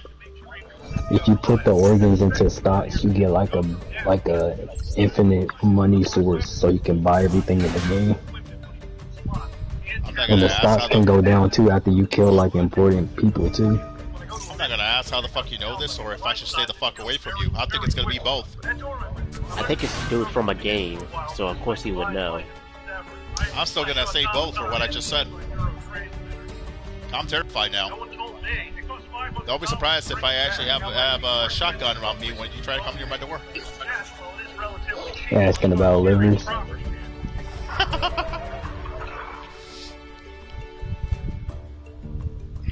Literally pumps a shotgun. Who are you asking for? Because I ain't got nothing for you. Right? That's pretty much what I'm gonna fucking do. And everyone in this world exists in a permanent state of undead player. Second time I made it through. Their Cruelty Squad has a steep learning curve, and also not having anything limited nightmare and cybernetic augmentation makes things more difficult. Cybernetic augmentation. Yeah, you can augment your body on this game. Wow. You want to be Terminator and RoboCop so badly. Okay. Man, people don't Like, got nothing to do you with can their give lives. yourself fucking thrusters in your feet. and your feet. So every time you kick somebody, you get them. Or like right when you kick them hard enough to the point where they're only organs. Pretty much. Where you can like augment yourself to whenever you pick up a bullet or whenever you pick up any item, if you throw it at somebody, they just instantly blow up. Oh my god.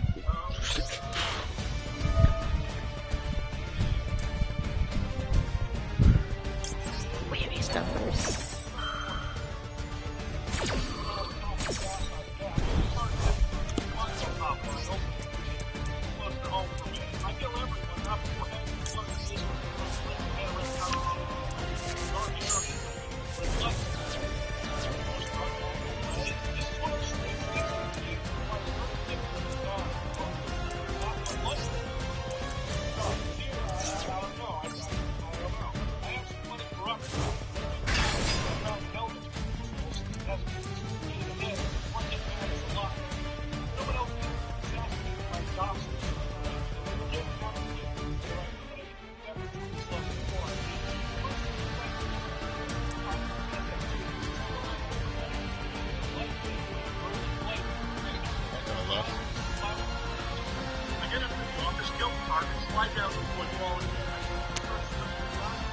I think I might have been a rage quit.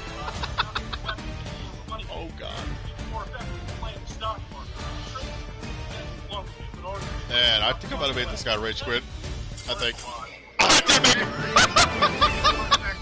Oh god, I'm bad, dude. That's so unfortunate. Hey, I did mention to people before, I do have a broken ass water. I do know how to run water decks. And it was one of my two main elements of decks I used to run when I played this game. The second was Earth attribute decks. I gotta make a good one later on. But the thing was with my Earth deck, I don't attack you, I just build up defensive walls. So you had to figure the fuck out how you were gonna get through to me. Which not many people knew how to, unfortunately.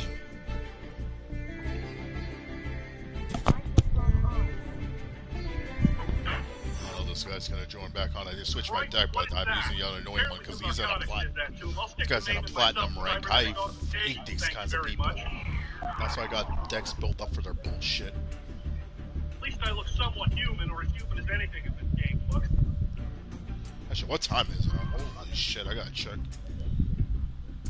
It is 1:49. It's 1:49. Yeah. Oh yeah, I forgot. You got the same time as me. Yep. Yeah, I might probably end this shit. Yeah, I'm gonna go ahead. Yeah, I'm probably gonna fuck off for right now then.